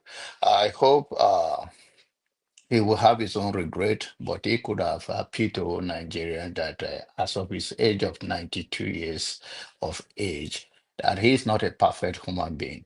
And whatever legal procedure he can go through civil settlement with them in the court. But coming this way, arrange from Ekiti State to Lagos, not granting him bail, all of those things do not talk well of, even if he's trying to preserve his legacy. And I hope all Nigerians know that common Nigerians go through this every single day. This is just the fight of two elites. And I hope we have a society that the way he goes for a one, he go for all. And I hope those that are being oppressed, even by their local government chairman, even just a little guy, even a Yahoo boy can just hire police to do something. The way the police, Nigerian police is being used by the most powerful is very shameful. And I hope they feel that the heat, I hope they feel the heat that this is unacceptable in 21st century. But other than that, we they will be fine end of the day. And those that are suffering the same way of the injustice in our Nigerian legal system now can see that nobody is safe. This is a high profile lawyer that they're pushing themselves this way. And this is what we always say that trying to say, let us become a Western, what do you call it, Oduduwa, Ariwa, or Biafra. It's about section of oppression. It's the same people that are going to oppress you because it's the same mentality. So let's build an institution whereby everybody can have a fair trial in the court and not oppress one another, especially when the age of Babalola and what he has done in the legal way. You do not have to read the book now. if you just see what has happened now, you say, oh, this guy must be right in the public eye of the way people judge things in the public domain, which sometimes you can win your case in the court, but in the public, you loses it because of your overreaction. And I hope we all look at it that Nigeria, we need to speak out for those that have no voice, like Dele Farotimi have.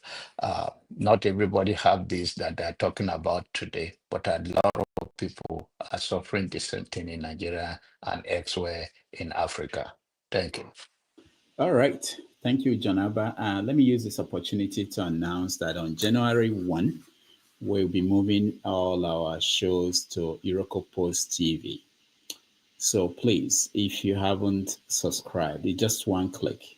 We need to get at least 1,000 subscribers on that platform to continue to broadcast there and have all the amenities that we need to be able to put up a show over there. We need about 260 people to get to 1,000. So we have about 460 people watching different places. If only 200, half of you just subscribe, we will get there. And it will make it possible for us to switch. But we are switching on January 1 to Iroko Post TV. So please, you can help us now and subscribe to that YouTube channel. Just a click. Thank you. All right. I think I'm going to Forefathers. You're next.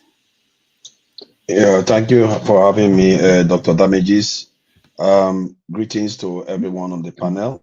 Greetings to the chat and to the viewers. Yeah, this matter, I think everybody has said it, that it's an overreach of power, isn't it?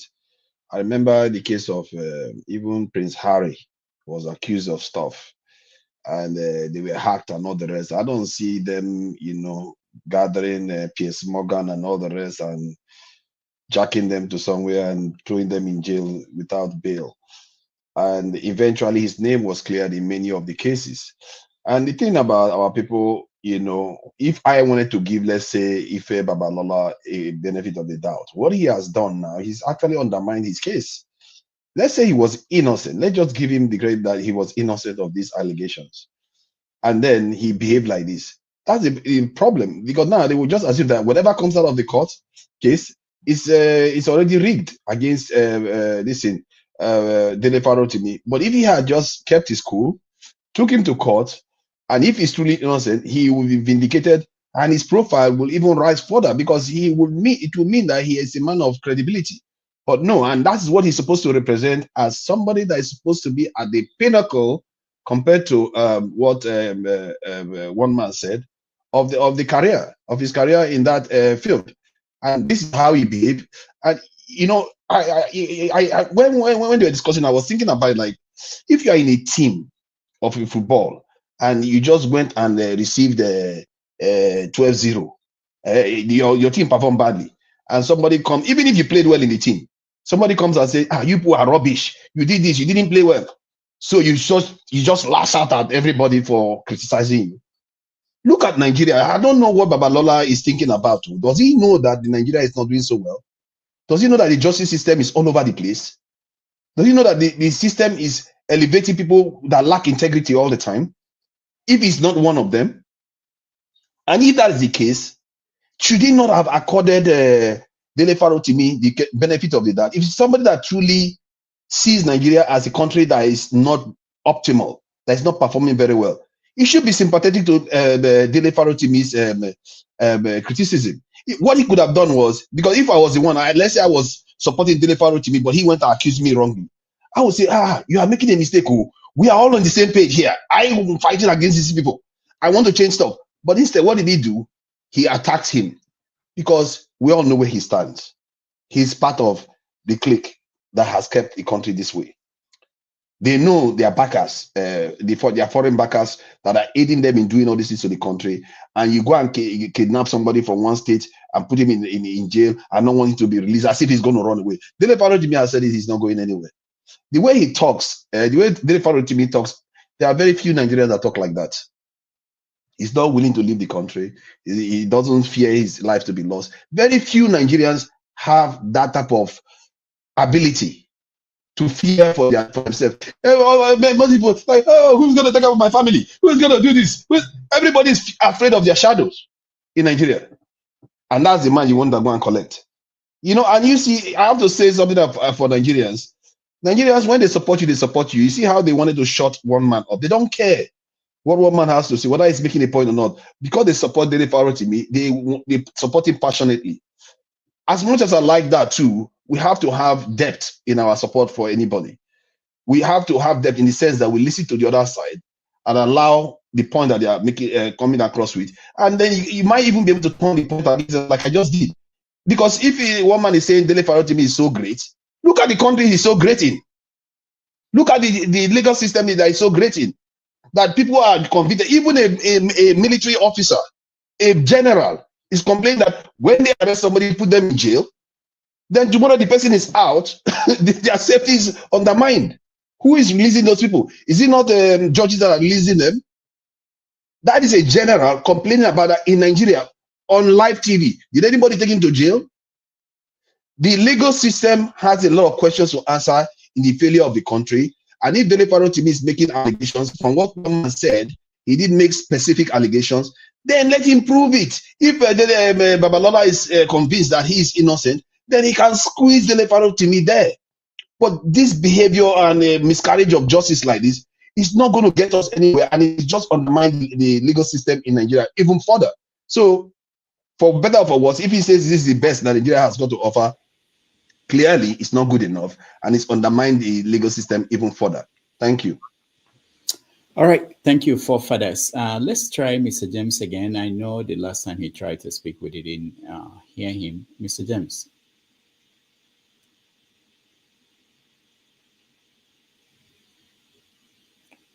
All right, no, we can't. So let's go to Man of Prestige. Man of Prestige. Yeah, good morning from here at West, and good afternoon, everybody. Before I proceed, I will start with the question you asked, Dr. Alexander. Because I don't really like to mention people who are not on the platform. You know, I prefer them, the platform for me to mention. But it was reference to one man. But what I was going to say, I've learned how to respect people's opinion regardless of where they are coming from. Because the world we live right now, not just Nigeria, is in a different space right now. Because even we have people in this platform that me and them have different political mindset about Nigeria.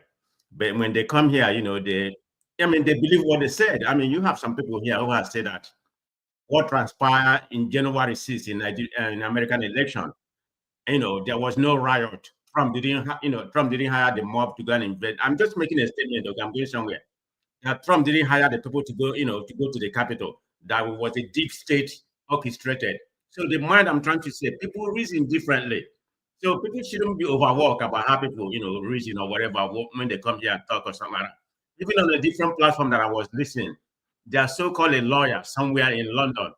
He came to that platform, I'm not going to mention the platform, and was telling people, he spoke very eloquently, but in my own opinion, all he was saying was garbage, And he said, in Nigerian space, what Dele Farotimi did was a felony.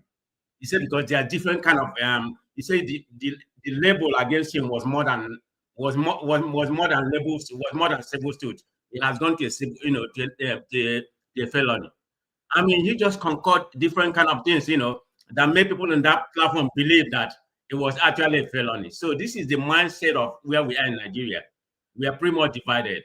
So let me come to the main topic we are talking about today. This is about Dele Farotimi.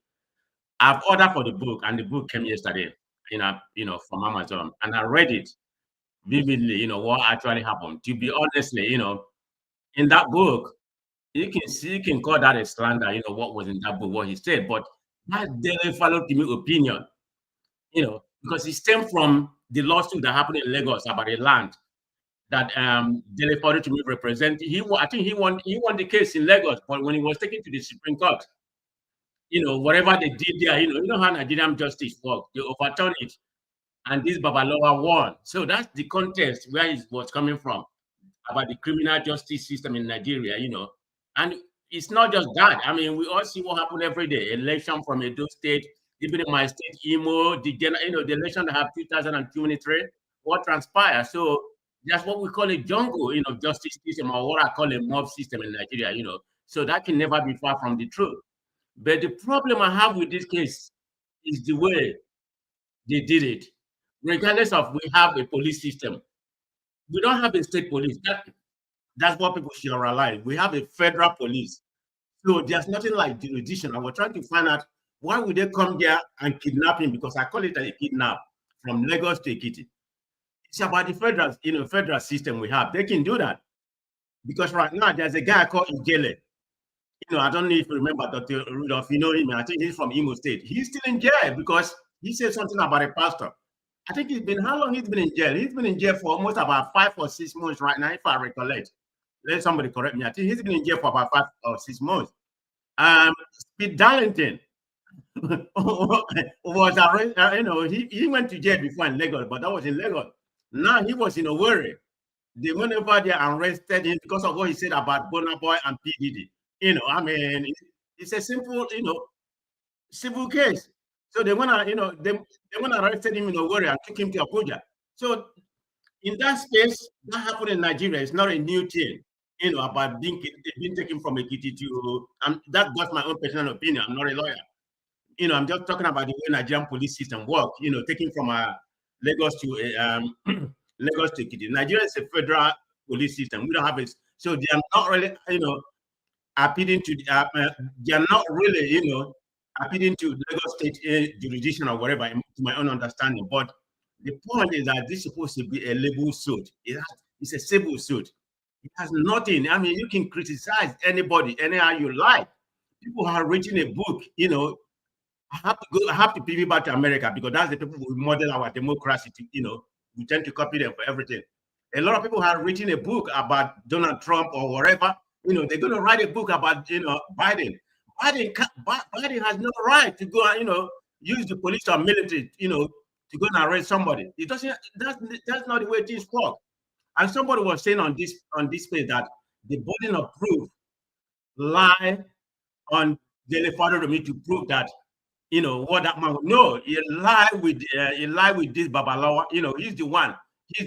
Just like an attorney hire some by a case. The burden of proof lie with the man to prove that it was a scandal that was written against him. So it's not for Dele Farotimi to prove that. They have taken him to court and now he's still sitting in jail. So we have a problem in that Nigeria. Maybe this would expose everything. This is the first time I ever bought a book. Even Dr. Rudolph, I've never bought a book. This is the first time. This is how curious the people are. Even a friend of mine who's in America, a Black American, even bought a book. So the book is, so everybody knows, #1 in Amazon right now. So it has made this. He has made Dele Farotimi a very famous person, regardless of what's going to be the outcome whenever he comes out. So I leave it for now. Thank you. So, man of prestige, you wait until I'm locked up, you then buy my book. That's all right. No. I know your plan. I know your plan. I made that reference that I don't really care about reading anything about Nigeria. Thank you. But this is how curious I am. And when I download the book from Amazon and I read it. I read everything yesterday evening. I think I was on your platform yesterday. I never read it, but yesterday evening I read everything to understand, the genesis of what we are going through. That's just part of it. Thank you. Thank you. Victory, welcome. Hello, Doctor. Can you hear me? Yes. Yeah. I greet everyone on the panel and the people that are watching at home. Doctor, that one-man guy. Anyway, I don't even want to start dwelling on him. That guy was on a platform where people were raising money for somebody that need medical help. And he wrote in the comment section that, I will donate 2.50 kobo, right? And this was a serious case. People were donating money for somebody that had a medical problem, and what this guy could do was to write that on the comment section. Obviously, the moderator took him out. That's to tell you that this man is so sick in the head. This man is what I would call somebody that is dealing with the perversion of the mind. He's so twisted and God help him. And he comes here every now and then, try to speak British accent with the Yoruba accent, right? And I don't understand his level of comprehension.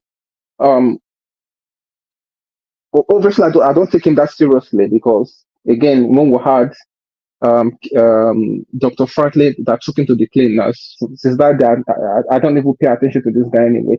Anyway, let me come to the topic of today. This is the thing about Nigeria, is a show of power and show of force, and I don't know how we're gonna move from where we are right now as a people. I've never said this before anywhere. My family had an issue with the judiciary. This was like 28 years ago, and I knew that the Nigerian judiciary was absolutely a disgrace. What happened in that case? I knew from there on, I knew that Nigeria is a joke. And everything Dele has said, it's not new. Unless you're pretending to like not to know what's happening around you. People take to the police to arrest people. They will lock you up. They will rough handle you. It's just a matter of like, oh, I have more money than you, and I can oppress you. That's the Nigeria state. And at a point, these old people will know that what they are doing cannot continue forever. And the youth of nowadays will have to put a stop to this thing one way or the other. Because at the end of the day, if you want to build a country where people are respected, you have to do the right thing. This week, I was in court in the UK here. And if you see how the judge was so polite, as you see the way the judge was addressing the councils, very polite, very cautious. It's like, and I was thinking that, oh my God, how can we get here? How can we as the people in Nigeria get to this level where people treat you with respect, no matter what you have done? You will be treated with respect, your dignity, your human rights will be respected. So I don't know how we're going to get there, Doctor. And to talk about this Afe Babalola guy, he donated £10 million to King's College London. So he didn't see anyone in his own state, Ekiti, to give money. He didn't know how many people that money would have trained. From even just giving them a decent primary school education, just primary 1 to primary 6, so that people can be able to read and write very well. He didn't know how many people that money would have trained in Nigeria. But he brought it here to the UK and gave it to a UK institution that these are people that they already have money. They have people that are giving them money every year. This man took money from a poverty country, a poverty capital of the world, and bring it and gave it to a UK institution. So, Doctor, there's no way you will look at it that you will say that there's no way you will say that Nigerian people are not mad. The average Nigerian person is sick in the head, and I don't know what we're going to do to cure our madness. So that's all I have to say. Thank you, Victory. The last person on this topic is Foley. Welcome to the show. Can you unmute yourself, please? Foley? He's surprised that I called him. Foley, can you unmute yourself? Yeah, I'm here. Okay, all right. Go ahead. Welcome. Yeah, good evening, everyone. Yes. Yeah. In fact, I just joined the program, but I know you are discussing about the latest arrest of Dele Farotimi with Afe Babalola. Yes. Am I right? Yeah, Yes. yeah, you're right. You're right. I actually came down to my state because of the I have to come down to my state because of the incident anyway. I would like to visit Dele tomorrow in the prison.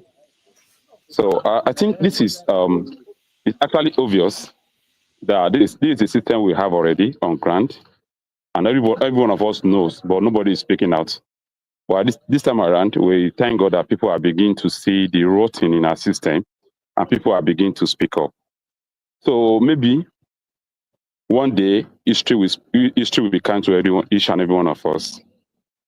But if all of us decide to keep quiet at this terrible time on our country, it's going to be things of regret for each and every one of us. Either you are here or you are not here, because no matter how far you stay in another person's country, you are still coming back. You are still coming back home, and if you are not coming, your family, your relatives are still here. So I think it's a call to every one of us to make sure we get involved in the process to change the narrative in this country. We have issue already, and we all know that we have issue, and we need to get involved. We need to get involved purely on how to safeguard this country and make sure we rescue this country from these people. This thing is not about whether you're Yoruba, Igbo, or Hausa. We only have two tribes in Nigeria: the elite and the masses. The elite know how to organize themselves when it's time for them to attack us. But we are still fighting ourselves based on our ideology. And the ideology I think we should have here is how are we going to organize more than what we are doing presently and get things for ourselves. For the first time, we can do it because I believe we have internet to organize and to make sure we shame these people out of power and we organize ourselves. I believe we can do it. So thank you very much. Before you go, Folly, you said you were going to visit Dele tomorrow in court, is it?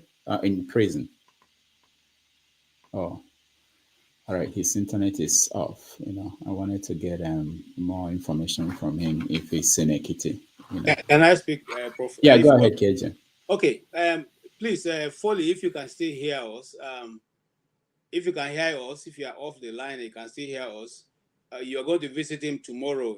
Will you like to give us a feedback after you visit him?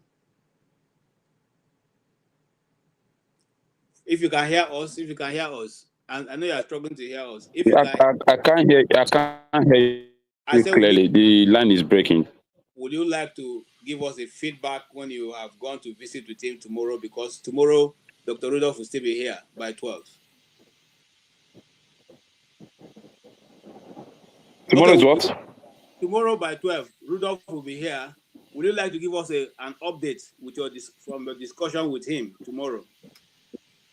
By what time? By what time? What time will you be here? At this time we'll be live. This time tomorrow you'll be here. By this time of tomorrow, I think I should be available. Okay, please. That would be good to hear from you. Yeah. All right. Thank you. And I just want to say, you see, look, the question Rudolph asks is for all of us. It does not matter that there's no society that I would not want to have a son who cannot, especially if it's a man who cannot ask questions. I mean, look at the enemy in front and asking questions.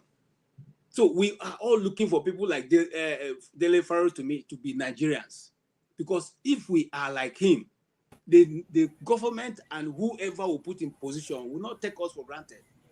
That's why your governors can be using your money to feed themselves and make their face feel, accessorize themselves and their friends, and you can do nothing because they know you can't look at their face and ask them their question. And those people who can look at their face and ask them question, they make sure that this thing that happened to you, see, it's like I said once in this program, it's like a Chinese proverb: behead the chicken so that the monkeys can behave. That's what you are seeing here. Okay? They are trying to make sure that if there's anybody who is thinking in this order, we already got your person, So if you don't take time, if this can happen to him, KJ, who are you? So whether we like to play politics with it or not, there's no politics here. It is this big man syndrome didn't start today. It has always been a Nigeria thing. It's just that it is now more frequent because the system has been destroyed. During the days of people say the judicial are talking about when the likes of Justice Okuta was around. Where were these names? Where were these names when the days of Williams was around? Where were these names? Because those people exited the stage, and so now they see themselves as, because those people have their secrets. lawyers like Justice Ogebe have their secret. And in fact, that's to say, Rudolph, I'll try and get Emir Ogebe if he will be willing to come and speak on this. I'll give you a call. Okay, what are we saying? These people have been in their practice. They've been there. They know those who are practicing, under the table kind of this thing. And this young man is only the one who has the nerves to put it in writing. And somebody was saying, because it's put in writing. No, if you know the things that have been written about Trump, if you know the things that have been written about Kamala Harris, if you know the things that have been written, many publications out there. In fact, the last one I saw, it was Candice that was talking about it. You can, Candice Tessie, you know her. You can and go and look at what she's talking about. The woman who just ran for the president of America. Who has time to go and, if you feel so bad, get your own writer, write a report that you too, you say, oh, if you want to know the truth, go and read my book. That is why the society is expanding in knowledge and understanding. Nobody tries to, stop you from speaking. As long as what you spoke, you have some facts to back it. But if I feel, too aggrieved about it, I can also rewrite my book. If they feel okay, KJ is an important person, and what they wrote about me is so damaging that to damage my personality at 96, then I can go and write another one and say this is not who I am. It's simple. Why do we make? Why is everything in Nigeria so difficult? To get an MTN SIM is so difficult. To get your money out of the bank is so difficult. To get a driver's license, so everything you must sweat and blood before you get it. Why? It's easy. And then some people come and they are making it look as if this is normal. It is not normal, though. It's not. We should be asking ourselves question. No, we didn't come to this world to escort some people. I mean, I didn't come to do that. It is not normal. Thank you, sir. All right. Thank you, KJ, for that submission. Before I come to Ike, I just want to announce that tomorrow on 90 Minutes Africa, we have Dr. Haruna Goro will join us. He will talk about the North and the opposition to Tinubu's tax bill, and the people that the president said we are living fake good life. Also, he will weigh in on this Dele Farotimi's issue. Also, tomorrow we expect to have Omoyele Shore. He will join us at certain point. I'm not sure exactly the point. Right. To talk about the plan he has for demonstration across Nigeria on Tuesday. So we are going to have an interesting day tomorrow. So if you can join us, that will be wonderful. All right, Ike, welcome to the show. Doctor, good afternoon. Good afternoon from here. Good morning, good evening. Man of Prestige from California, how are you? You there? Good morning, sir. Oga James, God bless you, sir. KJ, I greet you. Yeah, like I've been listening, like I'm working, but I've been listening. I think almost everybody has said what every other person will say, but I just want us to check the last comment of KJ. If Nigeria has not happened to you, I mean, this is Nigeria happening to everybody, right? So some people, when you say, they say, no, don't say Nigeria has happened to you. After all, Nigeria gave you life. Like my brother, forefather, I told him the other day, Nigeria didn't give me life. God gave me life. Not to Nigeria didn't give me life. My life does not belong in the hands of Nigerians. So, you see, it is when Nigeria is happening to everybody, like KJ was saying, can you tell me anything that you want in Nigeria that they are not going to suffer? Can you just, is there anything in Nigeria that they will not make you to suffer? They will not make you to feel the pain of that you are in Nigeria. You come to take what you know that you are not asking it for free, something you have to pay. But they will make you look stupid. They will make you look, you have to beg them to give it to you. Right? So it's what will I say? It's Nigeria. Listen, I asked my cousin, the first daughter of my senior brother, to go and legalize my birth certificate at the Ministry of External Affairs. You know, Nigeria, if Nigeria must happen to you, because there is that you have to bid price like you're buying fish in the market, right? And it go to the point that now that if they find out that that person is not the person who is coming to take it, is not you yourself, the price is different than the person that comes by himself, right? So because they will tell you, because it's in Lagos, they tell you if you know you don't want to go to Abuja, right?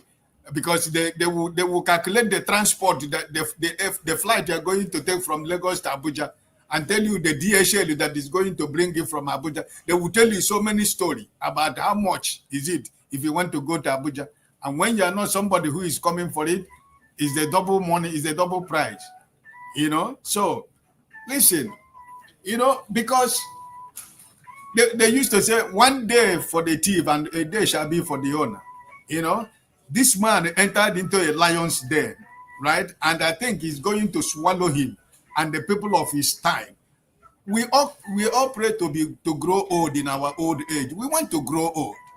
But if a man who at his age can act like a Godfather mafia, like the Colombian drug pushers, you know, by trying to hijack somebody, by trying to kidnap somebody. Like I was listening to when KJ was talking, which lawyer is going to be afraid to go to the police? I mean, come on, this is, I mean, which lawyer in anywhere in the world will be afraid that is invited by the police? Why, then if you're afraid, why are you a lawyer? So, but I think that I'm happy the way Nigerians are responding. I'm happy that what is going on in Nigeria, and I think that Vanguard was trying to make this to be obedient people. They want to rope put Obi in, but I'm happy that Nigerians has come to realize it has nothing to do with obedience. It is Nigeria. Nigerians are trying, Nigerians are responding. Every Nigeria is responding. So I'm happy what is going on, and I just pray that this is the beginning of that revolution without a gun.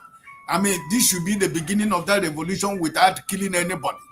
But when truth is revealed, people who have been sitting on top of it, who has hidden it for all these years, it is time for us to know that when it is God's time, no man can stop the hand of God. God bless you.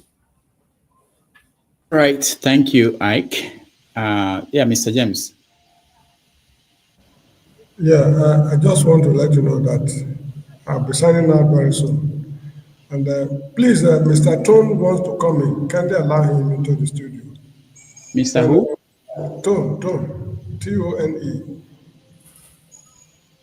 And then, please, I want you to kindly let the other moderators know. Whenever Mr.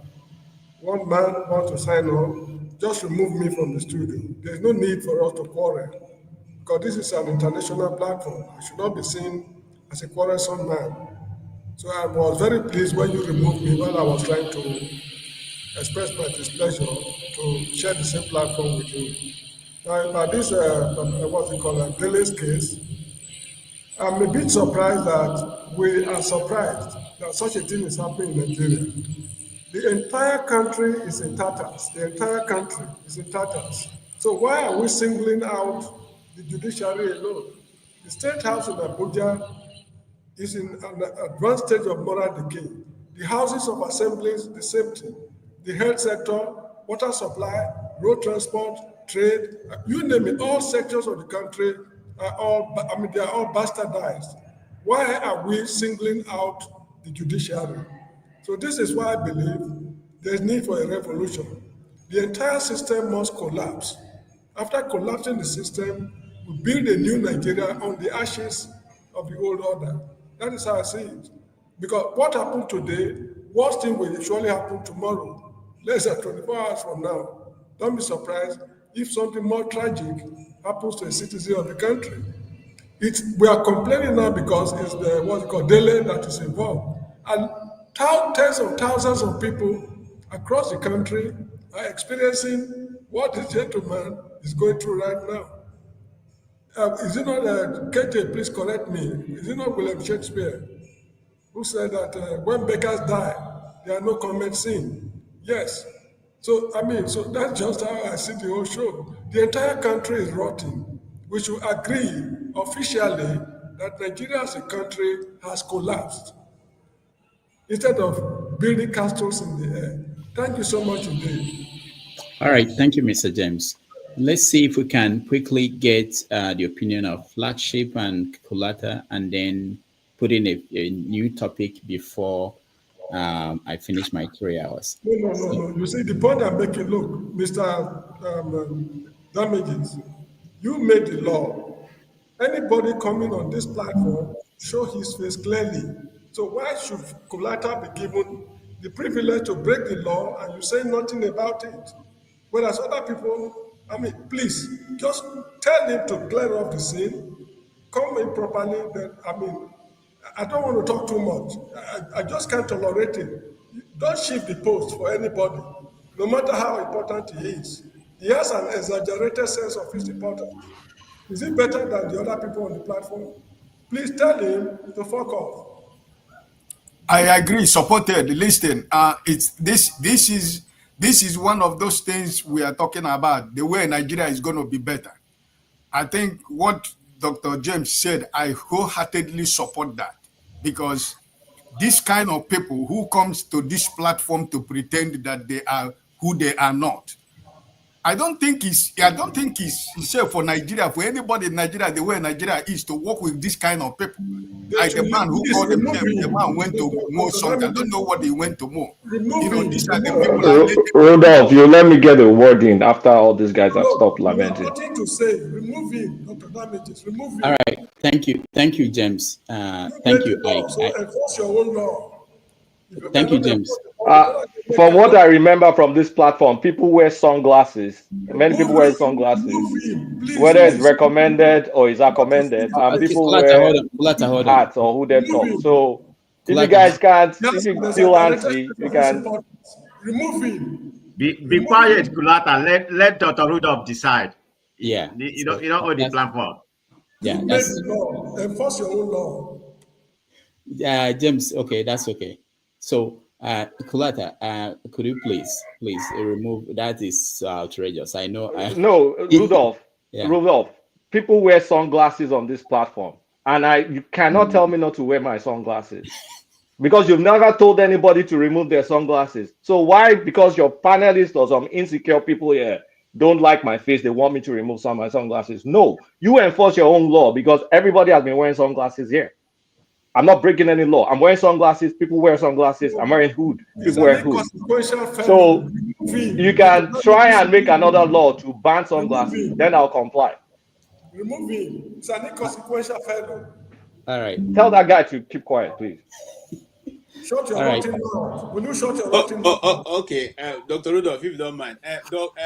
Mr. James, we respect your opinion. And Kulata, we also respect your opinion. Your opinion, you're tying on the notion that Jagun wears sunglasses. We agree. Okay, so we'll take that for today. But from now going forward, we will stop even Jagun from wearing sunglasses. And that also includes you. Fair enough. Thank you. If somebody committed murder and it was not punished, that does not mean that I should commit murder. But we're trying to move forward, Mr. James. No, we are bending the law. Why should we criticize the federal government? James, please. All right. Where is Flagship? Okay, he's not here anymore. KJ, I will stand on what you said. This is what we're talking about with Dele and what is going on. There is a law and people have loopholes. They try to find loopholes to push for what they want. And that's why I think that Dele is a very good candidate for resolving this issue. I know that according to Femi Falana, this issue has gone to the Supreme Court before. But obviously, it wasn't clear, because if it were to be a clear case, there wouldn't be this police involvement. Although in Nigeria, you never can tell. I know that the police, for instance, they've been told not to bother doctors when patients are brought into hospitals with gunshot wounds, but they still do that. So I'm hoping that Dele going through this at the end, it will be clear to all of us, everybody, that if you say, at least we know that if you do something or say something or write something you can't prove, that someone can take you to court. But what is not clear is what someone can do. Can they come and boggle you from your office and lock you up and all these things that are happening? So my hope is that at the end, whatever happens, we will get a clear picture. I hope the case will get to the Supreme Court. I don't want this kind of resolve this with people in the village and all this. They let the court decide. And now that everybody is paying attention, we will know, because I'm not worried about Dele, he will be all right. But about poor people, small people because they are rich can go to a police station and go and arrest this person, and they pick up somebody and lock the person up because he's owing money to me. There are serious issues, and the fact that people don't understand this, they are thinking about themselves. Maybe because you know an army officer, or because you're a big man, or your family, they are big. It doesn't bother you. It bothers me. Not about me. It's not about, maybe not, it won't happen to me. Maybe it will happen to me. But there are people, poor people, who go through, are locked up in detentions in Nigeria that they've not been tried. They've, serious issues. Rudolph, can I go now? Because I need to go. So I need to go take care of some stuff. Some of the, it's political alignment. Some people are aligned to APC. They think okay. Let me. Hold on, man. Let me start. Hold on. Kulata just said I was just talking nonsense. Okay, go ahead. No, I'm not saying you're talking nonsense. First things first. The two people that we're talking about, Afe Babalola and Dele Farotimi, they're obedient. They're in the same political camp. I don't know Prestige if you know that. Afe Babalola fully 100% endorsed Peter Obi. You can look at the internet for pictures and videos and all whatnot. So I like where it revolves. Prestige, go and sit down. I like where you were taking it, Rudolph. So let's go to Prestige. Calm down. Let's go to the Nigerian Criminal Code, Section 35. Any person who publishes any defamatory matter with intent to injure the reputation of another person is guilty of a misdemeanor and is liable to imprisonment of 2 years or to a fine. That is, Rudolph, that's for your own sake. That is Nigerian law. Defamation, according to Section 375, is both a criminal case and is also a civil case. So you cannot, I'm coming. Yeah. And you cannot tell the person Pa Babalola how to react, because he feels is defamed and he has two options to him. He can do one or the two, or he can do all of the above. And for now, he chose to follow the criminal route. Now, going back to the law, in terms of how defamation is treated, defamation, how you handle defamation is based on where it is published, number one. It's also based on where it is circulated or where it is received. So that means Ekiti State, Taraba State, anywhere they've watched his videos or read the book. According to Nigerian law, I'm staying to Nigerian law now. I'm not trying to make stuff up. You guys can go and check Section 375. So you know Kulata is not lying. That means he can file a suit in Ekiti. And then he can file a suit in Taraba. Anywhere that they've read that book or watched the video and he feels that, okay, I've been defamed. So Babalola is still acting within the ambient of what Nigerian law provides, meaning, okay, this is the action I'm going to take. So you can't, there's no argument about, oh, is it a civil case? It is both a civil and criminal case. Hold on, KJ, let me quickly go on. So, because I don't want to spend too much time, people are going to be cursing my father very soon now. So, now going to the court case, I mean, how did he get arrested? I'll send this link, Rudolph, to you. According to the Chief Magistrate Court in Ado-Ekiti, something division, on Wednesday, the court ordered the remand of Farotimi into the State Correctional Center. So you're hearing, is there a legal basis for the arrest? Yes, you just heard it now. The Magistrate Court, which is still within the realm because it starts from the magistrate court. Even if you go file something in your local county over here, it will start from a magistrate court. They ordered his arrest. The only fact I've not been able to find is whether there was a summon to Dele Farotimi and he ignored the summon. He alluded to something like that in the video, but I mean, he may just be saying it. I need to see the facts. So, but the facts, all I'm saying now, the facts is the Chief Magistrate's Court in Ado Ekiti ordered his arrest. So the arrest is legal as long as it's a judge that endorsed it. And now I cannot tell you that maybe they tried to summon him and he ignored it. But if they tried to summon it and he ignored it, that is a violation. That means you're in contempt of the court. In America here, in any country, if you're in contempt of the court, you will be arrested. So these are just normal things. And now, in terms of defamation being a criminal matter, in Singapore, defamation is a criminal matter. In Germany, is a criminal matter. In Italy, is a criminal matter. In Spain, is a criminal matter. In the United States, is not. It's only civil. So when we talk about the law, it's not just about, oh, we're backward countries. I mean, the law is the law is the law is the law. So I think since Dele Farotimi was able to, could publish this in books, I want to believe he has his facts right. So if he has his facts right, and they're going to go to court because, they can't, this kind of criminal matter, they need to be able to release him on bail. You can't keep him there forever. And I think they'll release him next week because it's unfair. This is not, it's not a threat to the society or anything like that. So you cannot arrest a man and then keep him in prison into perpetuity. That's nonsense. So they're going to be able to release him. And then we can now go to court. And since he wrote the book, I want to believe he has his receipts to be able to prove his case in law. I'm not Papa Babalola. I'm not getting personal with either characters.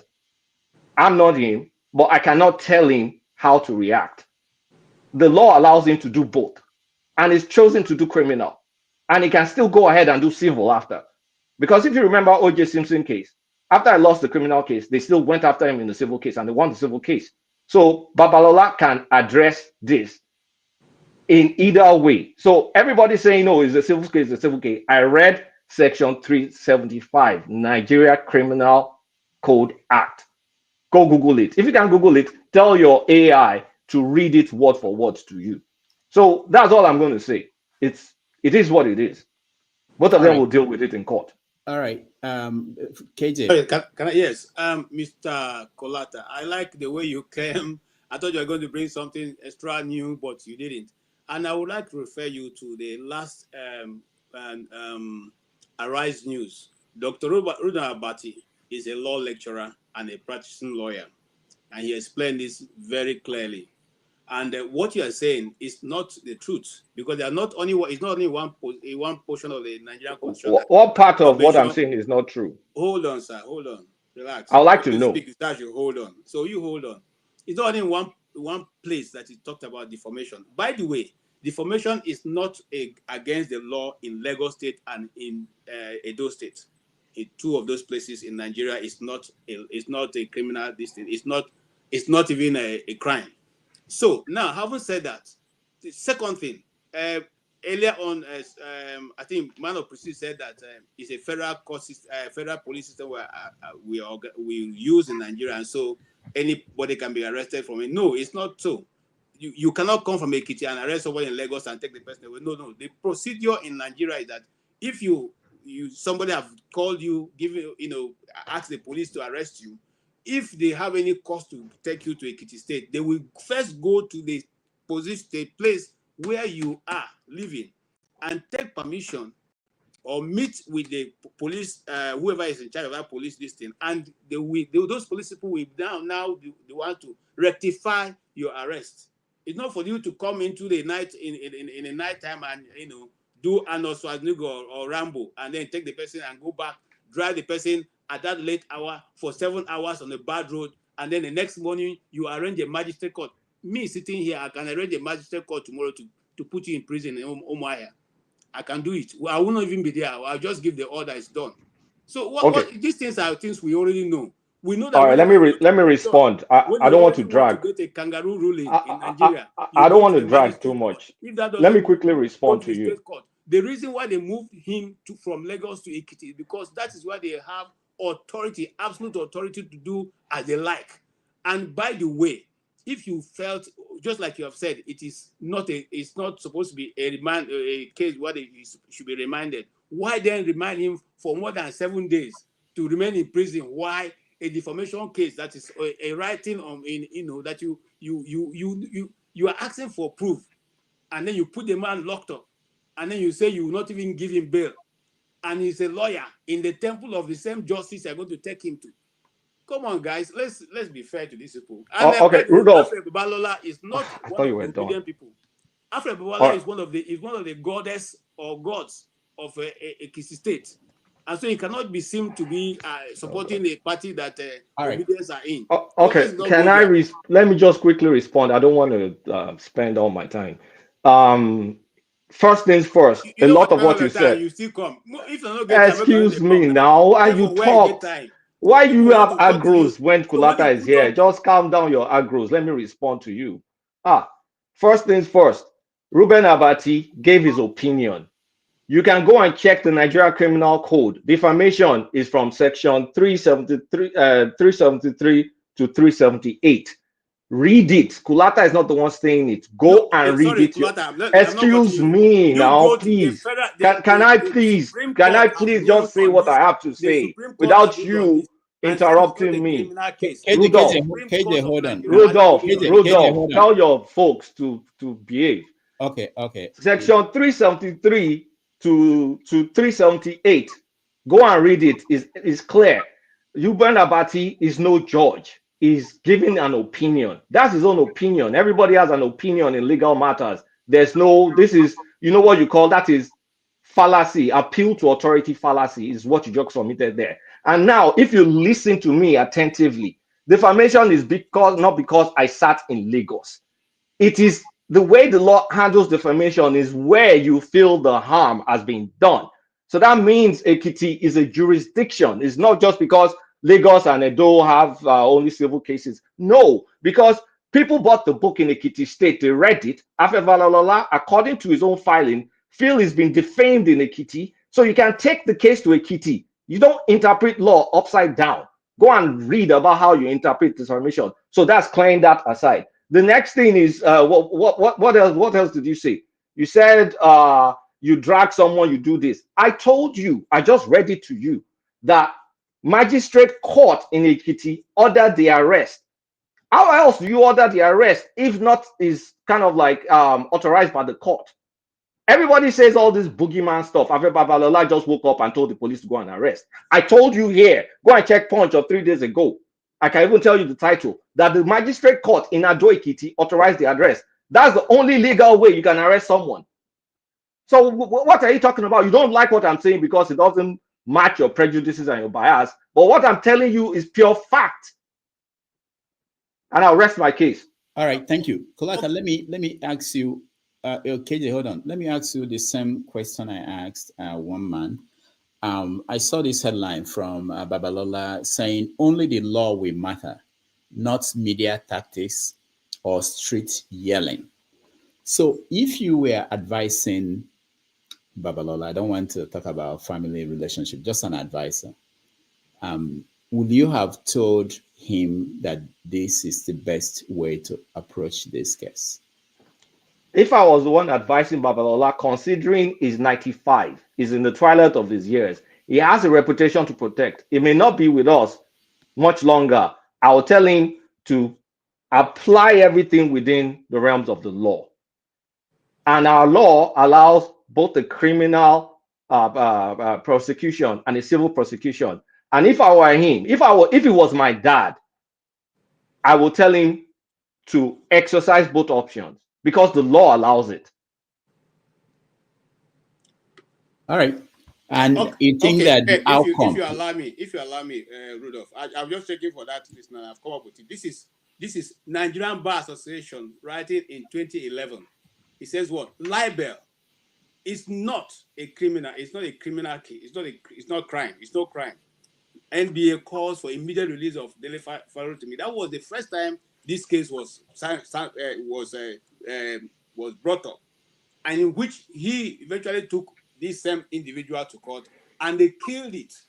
So let's look. We too, just like you are on the other side, we too, we are our own There's no other. There's no side here. So we Babalola is not my also family. no, and we're also doing So our own research. Okay, we okay, also that's in line fine. with it. Good. So and Mr. Dr.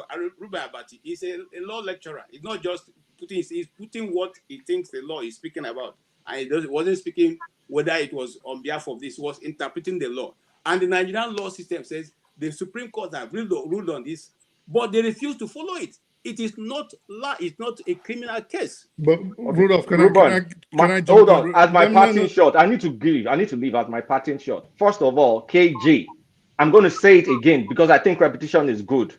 There's something called appeal to authority fallacy. That's exactly what you're doing. Abati said this, Kiniko said that.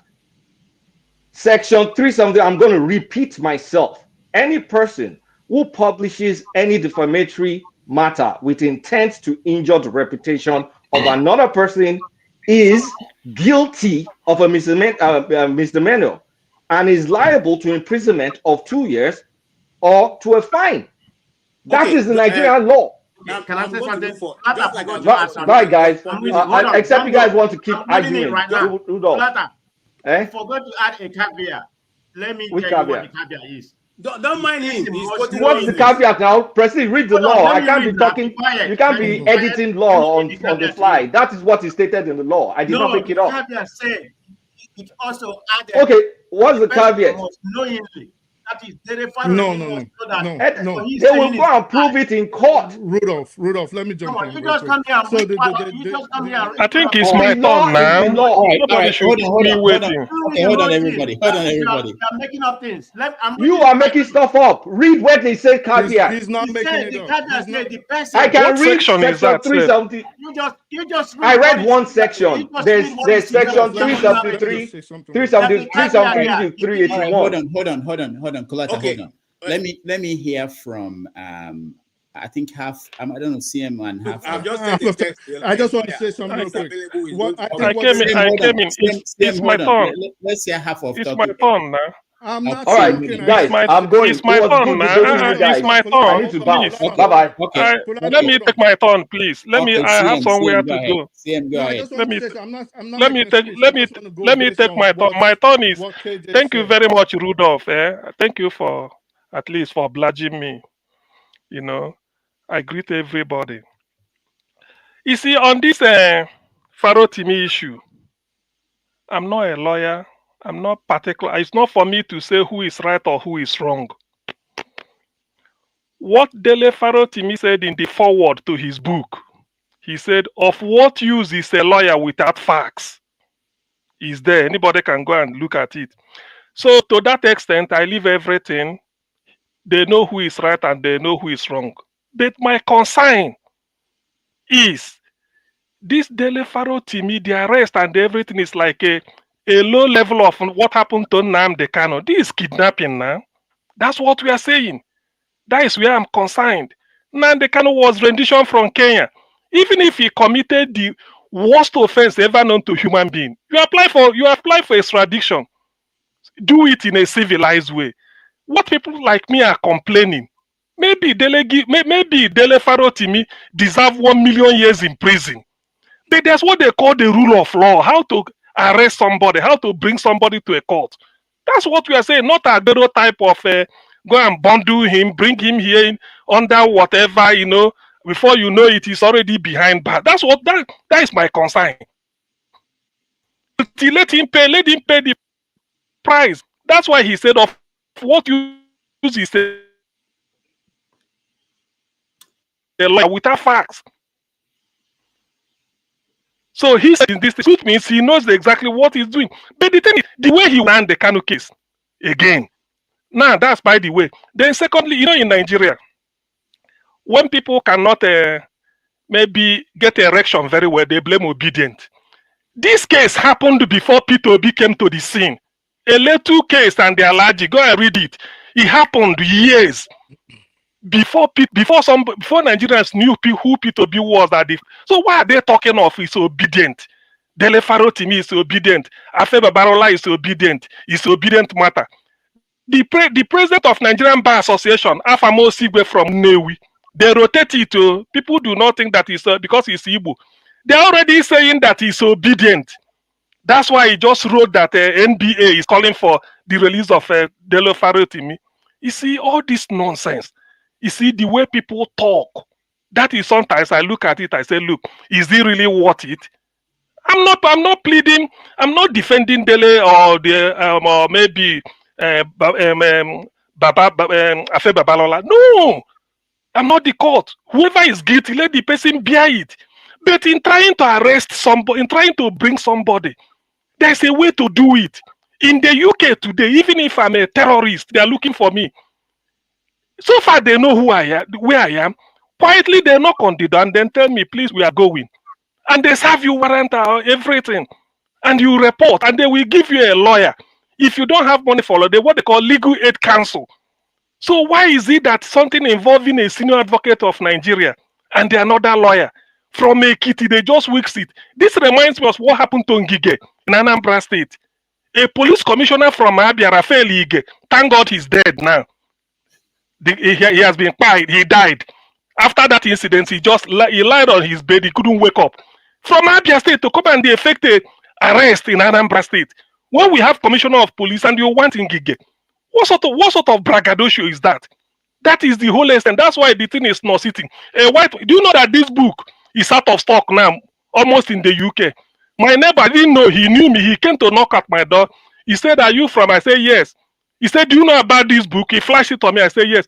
He said he has been following it in Nigerian news. Do I need to tell him anything more? I said, "Why?" He said the way the man was arrested, he said it's from Ekiti to Lagos. I said, "Yes." He was shocked. He said, "Does it happen in a Commonwealth country?" He's not saying whether Dele is right or wrong. Nobody is saying Dele is not guilty or is guilty. But how can we be behaving like this before the eyes of the world? It's a shame. A senior advocate cannot give somebody with you deploy police to illegal mission.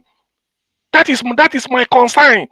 I'm so disappointed. This is exactly what happened to Nnamdi Kanu. You don't follow the due process, and then you do things arbitrarily, and then feel that nothing happens. Now he's languishing there. Is that the way to go? It's a shame. I will come back with my commentary when it gets to another topic. Thank you. All right, thank you, CM. No, Kene, you just came in. There are people here before you. Half of Turkey is in Europe. Yeah, thank you, Rudolph. I wish Kulada was here, and I wish what's his name? Yeah, listening. Don't worry about that. You can say no. That's part of what I'm saying. I just wish they were here. I'm just thinking out loud. So, what I thought the caveat that man of prestige was going to bring up was the definition of defamation, and this is where I think everybody is making a mistake. So, KJ continuously and repeatedly said that he had been cleared. This Mr. Farotimi had been cleared of libel in 2011, but now, as far as I know, I haven't read the charging documents or the complaints. We know that, at least in the mass media, that Mr. Chief Babalola is pursuing a defamation case. So defamation has two parts, and I'm not going to go into it, but you can go check it. There's the libel and there's slander. So let's assume he's been cleared of libel. Has he been cleared of slander? I don't know. If anybody on the panel can tell me that, I'll be happy to oblige and learn more. Now, with regards to what is going on, I think, because I was listening off and on, Kulada said it all. There's nothing else that we should argue about. I understand everybody's temperament is high, and I understand everybody's has biases, maybe based on their own beliefs and maybe based on their political leanings. But in situations like this, where the case hasn't been decided in court, and even when it has been, I usually prefer to err on the side of caution. And why do I like to do that? If you've been in courtrooms, the first thing you realize after your second time in there is to realize that not only are people infallible, but people are also liars.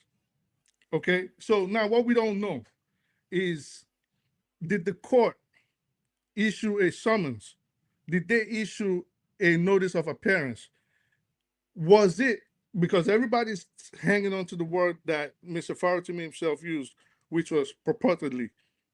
Now, if he says, if a court issued summons and asked him to appear before it, and he disregarded it, like Kulada rightfully said, that is, what's that word again? Bansett, you can help me. It's stuck in my head. When you don't show up when you're legally obliged to come in. It's stuck. Well, whatever. Contempt of court? Contempt. Thank you very much. Contempt. So if you are in contempt of court, of course, they have a right, the court has a right to maybe keep asking you to come or issue a warrant. Now, if they issue a warrant, you cannot dictate. Can you hear me? Because my internet seems like it's Can hear you. We can hear you. Half of Turkey is in Europe. We Can you hear me now? Yeah. Okay, thank you, because my internet started. AT&T. Get right. good internet, Right bro. now, we can hear you. So let's move to somebody else. It's me now. Just a minute. I will run away, please. Just a minute. It's me. I'm the next. Okay, I don't see Righteous Man. I think he was Righteous Man, but go ahead. Okay, I will start off by, again, my special thanks to Dr. Damages for his visit, and a greater thanks to our host, Flagship.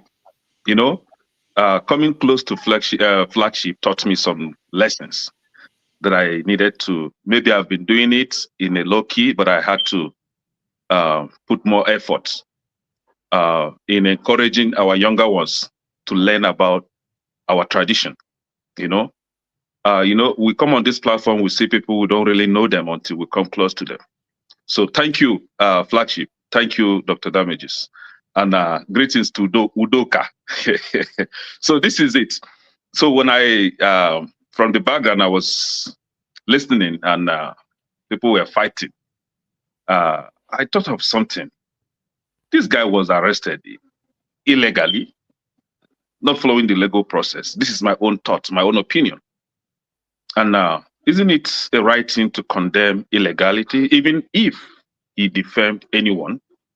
The legal process should be, followed. I had another thought. Babalola, somebody asked a question. Afe Babalola or whatever reacted because he was guilty. If you're not guilty of something, it's up for the people to know if what the accuser is saying is right or wrong. So he was guilty, and he doesn't want his nyash to be exposed. So that is why he's reacting to cover his nyash. But we all know the truth that 99% of these so-called senior advocate of nonsense are all criminals who were very opportuned to go to school when we were in the dark age. I mean, when Nigeria is not that exposed. So they were able to go to school free of charge, found themselves in nice opportunities, and they begin to climb. If their likes were to be among these Gen Z now, most of them will be on TikTok twerking. But the opportunity called for them when we were not here. Now that we are here, they can't stand us. And that is why I love the Gen Zs. They don't send you, provided you are on the wrong side, they will, take you to the mud and rubbish the hell out of you. They are coming out gradually. Last time it was Falana, this time Babalola, and maybe next time, maybe Abokoba. We have them, they are coming out. We're going to expose them one after the other. But here you have a Yoruba man, and I have to take it this side now. Yoruba man beating his Yoruba brother because he thinks he's stronger. And Igbo man is here calling for justice. Call for justice for the one being beaten. And here you have other Yoruba people coming and say, oh no, why will you call for justice? Leave him to be beaten to stupor. He deserves to die. See, until we begin to tell ourselves the truth. It might be Rotimi. Is it fella Rotimi? I don't know how to call his name. That lawyer. Farotimi. It could be Dele today. Tomorrow it could be Kulata. Let's assume that Kulata was arrested tomorrow illegally. People like me will still fight for Kulata. I will always call for justice. But I know the likes of what they call him. One man went to more. Provided it is APC that arrests Kulata tomorrow. One man will now come and say, no, he's right. Deal with him. You know, we have Beleface. That is where you see one man, one man's direction. So please, I was tempted to ask Igbo people, stay aside, let them finish themselves. But on the other side, Dele is a good man now. Why will he allow good man to be, punished for saying the obvious truth? And that is why I will encourage us, regardless, even if they say he's obedient or not obedient, let's stand for justice. That is what we are known for. Kulunezio who stand for justice regardless of where the oppression is coming from.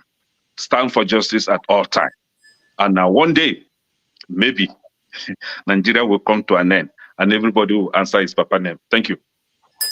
All right. Thank you, Kene. Maybe, Righteous man, hold on now. Okay, let this guy finish up. Half of Turkey is in Europe. You make me speak. Let him finish up, and then I'll come to you, Righteous man, and then Pansat, and then we end it. We can hear you. Half of Turkey is in Europe. We can hear you. No. All right. Let's go to Righteous man. Righteous man, you're next. Yeah, good evening, Dr. Rudolph, and the remaining people in the panel. It's been a wonderful evening, I enjoyed the breaking of cola nuts. NEPA has ceased light, so you'll not be seeing my picture, but you'll be hearing my voice. That is a nation that is 60-something years old, a calamitous nation. A nation without regard and respect. A nation that have no future, no vision. So look at how they just seized light without notice. Anyway, okay. Everywhere is dark now. You can't see me, but you just hear my voice. Let me on my torchlight. But you can see us. Hey, Jesus I can see you. Yeah. So hey, that is the Nigeria you people want to die for. That is the Nigeria you are refusing to stand up to say the truth. Well, let me make just a little. I want to really blame Dr. Rudolph. I know you set up, what do you call it, email. But I want to ask, have the rule of not wearing masks or covering your face, has it been changed in this platform? Because when I came in, I saw that somebody that was speaking, his forehead was not showing, it covered it up to the eye level. It's only the jaw I was seeing and the lips. And I know, maybe I'm mistaken, that the rule in this platform is that you must show your face. So let us not allow the symptom or the disease of Nigeria also to affect this platform. I'm just pleading, because it looks like those who donate their toro and kobo here, they are more regarded and more valid than those of us here who have nothing to give. So what is applicable to Mr. A should be applicable to Mr. B. Show your face, let's see you, and know I'm in Nigeria, my face is not hidden. So I don't know why somebody that is outside the shores of Nigeria would be hiding his or her face when you appear in this platform. Okay, so Righteous Man, so Nigeria, Righteous Man, hold on. Let me just address this quickly. So we have a team that make the team, they make decision on what happens here. So you leave it for us that we will handle the conversation and we'll get back to you. But let's get back to the conversation. Go straight to the issue we are discussing. We don't have time. We've exhausted 3 hours. I should be rounding up now. Just okay. Yeah. So okay. Yeah. If I tell you that I don't have much to say about this case, you will not believe me. And my reasons are not far-fetched. Nigeria is a jungle. It's the banana republic. Anything goes, anything happens at any time. It is quite unfortunate that truth is always buried when it comes to the Nigerian circle. It's quite disheartening what is happening in Nigeria. It's just because Dele Farotimi is a well-known lawyer and activist. There are many other Nigerians that have been picked up and they're languishing in the prison here today that are not known. So we are running a gangsterism nation where people's rights are being trampled upon and nobody cares. If somebody could, just like what one of the panelists, I think CM said, submitted, if you commit a crime, the police should just knock at your door. We are quick to, these are politicians will tell you, but in America, elections are rigged. But they will not say the other side of America that is good, that they are not practicing here. Will you go to America or any Western nation and pick up somebody as if he's even if he's a terrorist? The terrorists that were arrested during the time of this Republican president, George Bush, during Obama regime, many of them were released from that base where they were kept. So Nigeria issue is something, I think, is a miscalculation that the British Empire did to bring people of different character, different tradition, different custom, different orientation, different ways of life, and jam them together to form a whatever they call a nation. That is the symptom. That is, it is not right. When a marriage is not rightfully conducted, you will see that marriage will give birth to nonsensical things. That's what is happening in Nigeria. Because see how they just picked up that man without notice, just ganged up and picked him and dumped him. Was he not supposed to be given a fair trial? At the first appearance at the court, that man's supposed to be given bail, but they deny him bail. And let me warn us here also to know, or let me sound this for us to know, that by next week, the lawyers and the court, they are going for a break. So there is intention to keep this man here till 2025. They're going for Christmas long vacation. I think they will resume by January. So if they deny him bail at this sitting that is coming up on Monday or thereabout, you will see they defer it to 2025. That is a nation that have no vision of moving forward. A nation that hates truth. A nation that do not like truth to be said or to be told. And once you are the one saying the truth, they will come after you. Even in this platform, government paid agents comes here to lambast those who are saying the truth and call them names because of what they have been giving. That is Nigeria. Nigeria will always remain Nigeria, and the people who believe in this country are the ones destroying this country in disguise. That's just what I want to say. Thank you. All right, thank you so much, righteous man. When we decide what is decide what is defamation, maybe people like righteous man we think twice before saying that some paid agents come here, because you may have to prove who are the paid agents. And anyway, Kansat, welcome to the show. Yeah, thank you very much, Rudolph, Dr. CM, Mr. Righteous, half of Turkey's Europe, and then my brother Ike Alamefield. And those who are in the comment section, Madam Luke being my favorite over there in the comment section. Now, Rudolph, first of all, let's try to do some house cleaning first, and then I'll launch into this topic. You know, I was yelling from the comment section, I'm trying to hold you responsible for this disruption from one man, went tomorrow, and Kulata. Like I said, I have a brother like you, he's a gentleman, right? Especially on this platform, you're a gentleman. I see you outside doing satire, and you are not shy at all. But let me say that it is quite wrong, knowing these characters, to come here and give them prominence. If Kulata donates $2, you live around forever here. And he's abusing people. He comes in here as a masquerade, right? Against the platform's rules. Now, I don't mind to that degree, but I'm just saying he's doing it with deception. If there's a good reason, somebody's a doctor, is in an emergency room and he's doing his break, and he wants to sneak in a comment here and there, and he kind of covers himself, that's fine. But if somebody's coming here with deception, subterfuge, facade, a disguise, that's the main reason why the rule itself is made. So I want you to hold him responsible when he comes here again, especially one man as well. Now, I go to their platform over there to correct them. It's a pond, a little pond. I don't want to use some other word. They just call it a pond.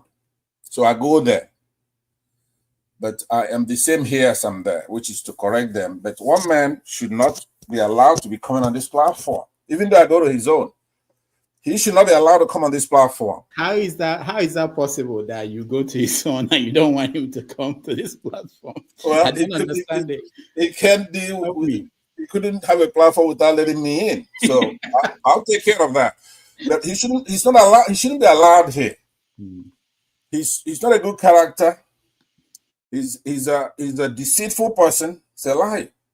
Just like Kulata. These are liars. And when we're dealing with serious issues, we cannot have unscrupulous entities come here because we hold you up there. See, here's the trick. They know that you're a real journalist. You're an educated man. You bring in our intellectuals. You could haul in Tinubu here if you want to, or Peter Obi, right? So everybody, they say for our place,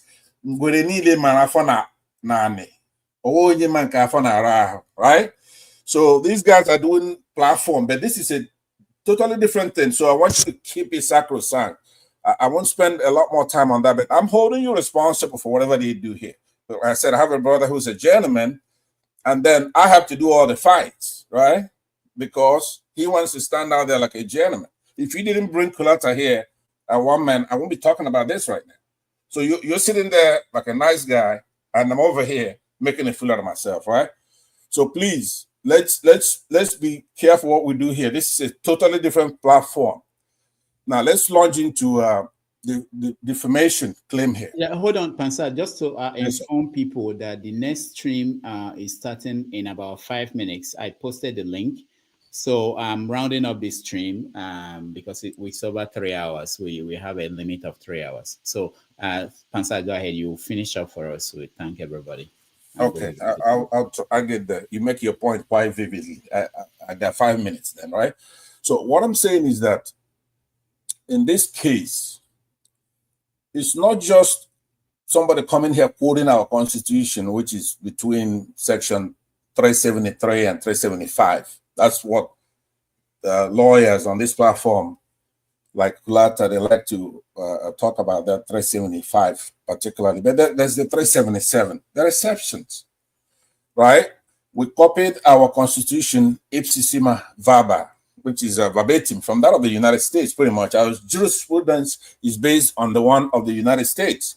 For example, in the stare decisis, in cases that have been decided already in our country, that's actually the operational rule. That's the law that is governing any country that's a democratic country. It's not just the one made by National Assembly or the one in the Constitution. Precedents, otherwise known as stare decisis, plays a role. The courts follow precedents, right? So in certain cases, a lot of these, there's nothing new under the sun, have already been decided. I'll give you an example. For example, in the case of Ebuna versus Amalgamated Press of Nigeria Limited, it's a 1967 case. It is when a particular section of the public is who's aware of this defamation and all that. If it's not a public-wide thing, defamation doesn't hold. This libel doesn't hold. Of course, the truth of the matter, we know that Dele Farotimi can never say something that's not true. We know these people. We know, the only person that is not iniquitous in the Yoruba land, it's Dele Farotimi. Without Dele Farotimi, you could actually come out and say the entire Southwest is iniquitous. He's the only one who tells the truth. So it's a shame that somebody is going to come here and is talking nonsense about Dele Farotimi. Somebody who has no religious animus, regional animus, any kind of tribal jingoism, nothing. But I don't like the prescription of how this needs to be resolved. I want it resolved violently. I want Nigerians to use these guys here and take back that judiciary, because he has adumbrated, elucidated, enumerated all the ills in our court, up to the apex court. You have to be an animal to live in a country where the courts are that corrupt. There's nothing else left. So when people use that mantra, or what do you call it? Oxymoron, that you don't want any violent protest. That's nonsense. Who made that rule? If we don't have a judiciary, we have to go and take this country back and recover. Now, Showore is going to be here tomorrow. I have my differences with Showore, obviously. But if he's going to do a protest, we have to do more than a protest. We have to use these guys to recover what people like this Babalola and all these crooks have taken over our country under. We need to act here. We don't have a judiciary, we don't have anything. If anybody comes here and they're talking nonsense about the substantive case itself, I'm not interested in the substantive case. Procedurally, they've erred, right? So let me just conclude, because I know you made it very clear that we have 5 minutes here. And I really want to go into this thing here at some point. I don't know if the next segment is going to deal with it. We have to do something about this, because as we're talking, they have Dele Farotimi in some kind of gulag, right? And all we do is talk. What are you afraid of? You are afraid of Tinubu, who is a civilian thug, right? He doesn't have any military training. And we take on the police, the head of the police. I could back that guy myself. Somebody's supposed to be imposing to scare the populace. Why are you scared of these people? Nigerians, I'm asking you, why are you scared? These are thoughts. Please, Pastor. I know we're rounding up now. What on earth do you go to that coven to go? What are you going to learn there to that coven? How do you get your sanity? Don't you have regard for yourself? What on earth do you go there for? Hey, Jesus Christ. You surprised me today. So sorry, Pansat,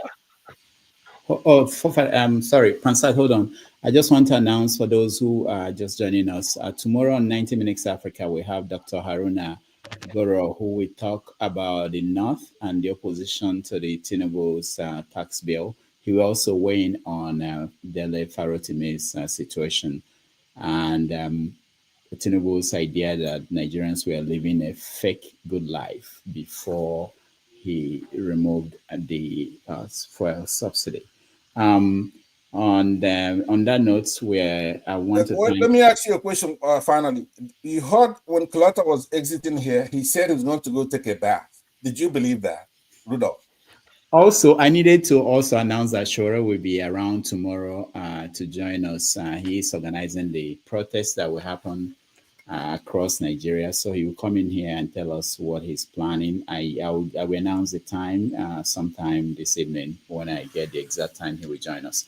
On that note, I want to thank everybody who joined. Pansat, thank you so much. Ike, thank you. Righteous Man, thank you. CM, half of Turkeys in Europe, thank you. And everybody who were part of this on the comment section, all of you, I really appreciate everybody making our time to be here every Saturday morning. There's another stream that is happening and it's going to be moderated by Forefathers. So I shared the link. You can join that and the conversation will continue. We have several topics we didn't touch. Ghana, they had an election today. I'm trying to get a Ghanaian to join the platform and give us news on what happened. Also, I want to thank people who donated through Super Chat, people like One Man, Kolata, Jaja, Tilig, T Magic, Crimson, Ikenga, Chibike, Kolata, CCO, Ijedema, Robot, Chibike. I thank everybody and I'll see you guys tomorrow. Thank you all and stay safe. All right. And join Forefathers. Take care.